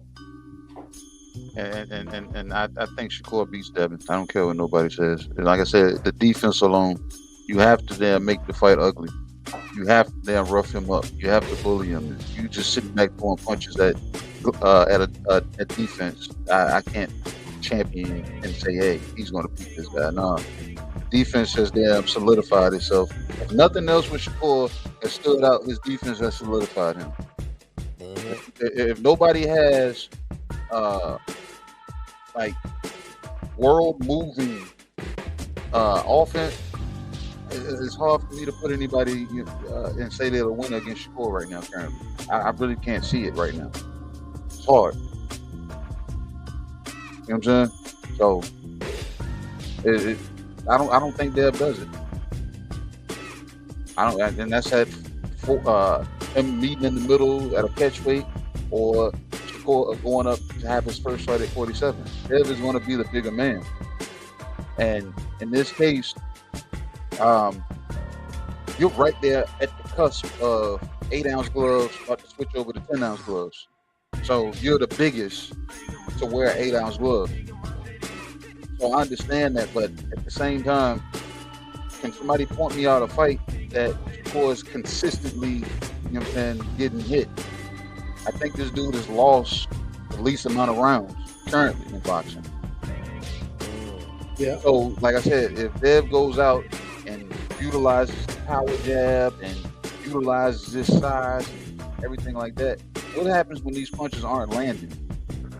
And Shakur is catching them with points. We see Dev get frustrated because both of these guys, they got pretty good defense, but Shakur, in my opinion, defense is superior. So what happens when both fighters are trying to be technically sound? The first fighter that gets bored loses this fight.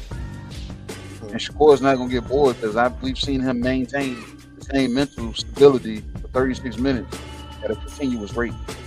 We have seen Devin Haney look shook, concerned, off his rocker at times in the fight. Not, you know what I'm saying, not knowing if he's really in control or not. So I think I'm going with a guy that drills defense and everything he does into himself versus the fighter that gets things drilled for him to be able to show up based off of instincts and not being able to be composed.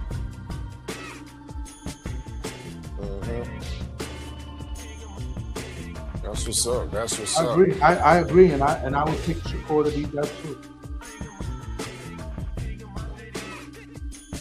Yep.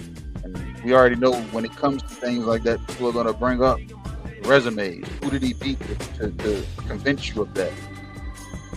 And look, I don't give a fuck what nobody says, man. Like I said, I know we don't champion this guy, we don't put him on a pound for pound, but how many people are throwing 1,000 punches? How many? Not much. Yeah, so and how many guys are capable? And I'm talking about like actual boxers. How many boxers are actually capable of making a fight look ugly by bullying a person, roughing them up, holding and pulling on them? You know what I'm saying? Grabbing and holding and you know what I'm saying? Holding and grabbing. You know what I'm saying? When the possibility is there, and being able to still produce offense and say that you like outright won that round. The fight this past weekend was Shakur and Teofimo. I said, bro, this fight is going to be so technical, it's going to be boring. But it wasn't, because I think the comfortable weight, Shakur was able to you know what I'm saying, assert himself a little bit more. Especially with T.O. not throwing a lot of punches. So he robbed him of whatever punches that was his damn Sunday punch. Instead of jab him, he's going to jab back. The counterer is going to counter the counter. There's going to be frustration somewhere. There's going to be mental lapses somewhere. So, like I said, we can talk about resumes when it comes to that fight, or we can just talk about based off of what we know. Or most people, conveniently, are going to bring up sparring sessions. Shakur quit in the sparring session. I've yet to see Shakur quit in a professional fight. So, don't bring up sparring when it's convenient. And that's what a lot of people are going to see the more we talk about this fight. We're going to see more and more of that sparring session. Trust and believe. Indeed, indeed. Well, we've been on for like over 2 hours, you know what I mean? Yeah, kind of shut down the lounge, man. I think it's time to shut down the lounge. You know what I mean? And salute everybody that's done pulled up. Of course, salute to TD Sports Talk, the crystal ball holder,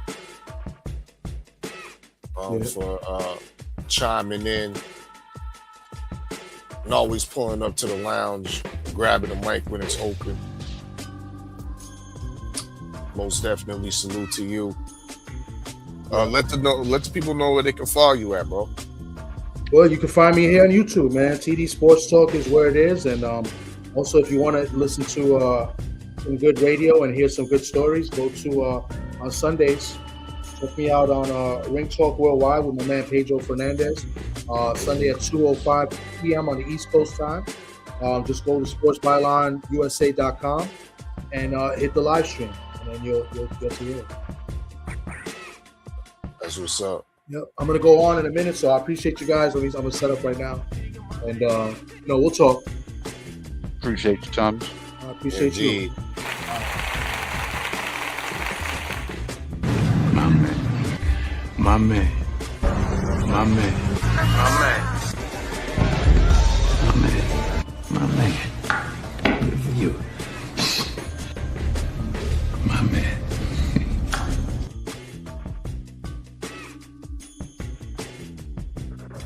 Another good damn night at the lounge, God. Indeed. Yeah, it's been a good one. I think we got the information out to the people that made them grow shy not to want to call in, or they just decided to be sponges. And there's nothing wrong with that either, because we had a good time. Always in the US6 open mic lounge, you know what I mean, where you can spit your game, talk your shit, uncut, unfiltered, and uninterrupted. You dig? Nothing we talked about tonight was accidental. The outcomes were decided long before the bell. The narratives were written before the gloves were chosen. And the silence you heard, that wasn't confusion. That shit was by design.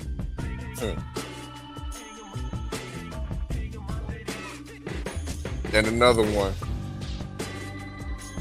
Salute to the chat. Salute to the usual suspect 6. It's your favorite yet your most hated all fella.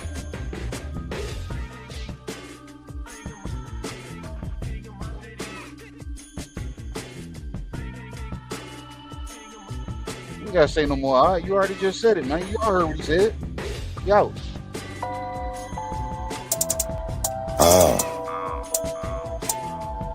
All right. Yeah. A nigga wake up before I even bake up. It's 100 on the floor for the take up. You niggas ain't us, you ain't us. Looking for a Mark Jacobs, my bros got better. Time to get my cake up. You niggas hate us, cool. My people's heinous. Haney left jab, left Vegas. Grand Nagus. Feeding all you male betas. We the fly lions, cause we back to selling elevators. Self-made, cause the streets ain't really never made us. Who wanna tame us? We making them the most latest, the most haters. Oh, fella, your favorite. I dropped the visual just to entertain us. I'm living on the beat, you can hear the anguish. I write stupid, but thinker, the flow brainless. I comatose your folk, remain nameless. Me rusty, Jay still remain stainless.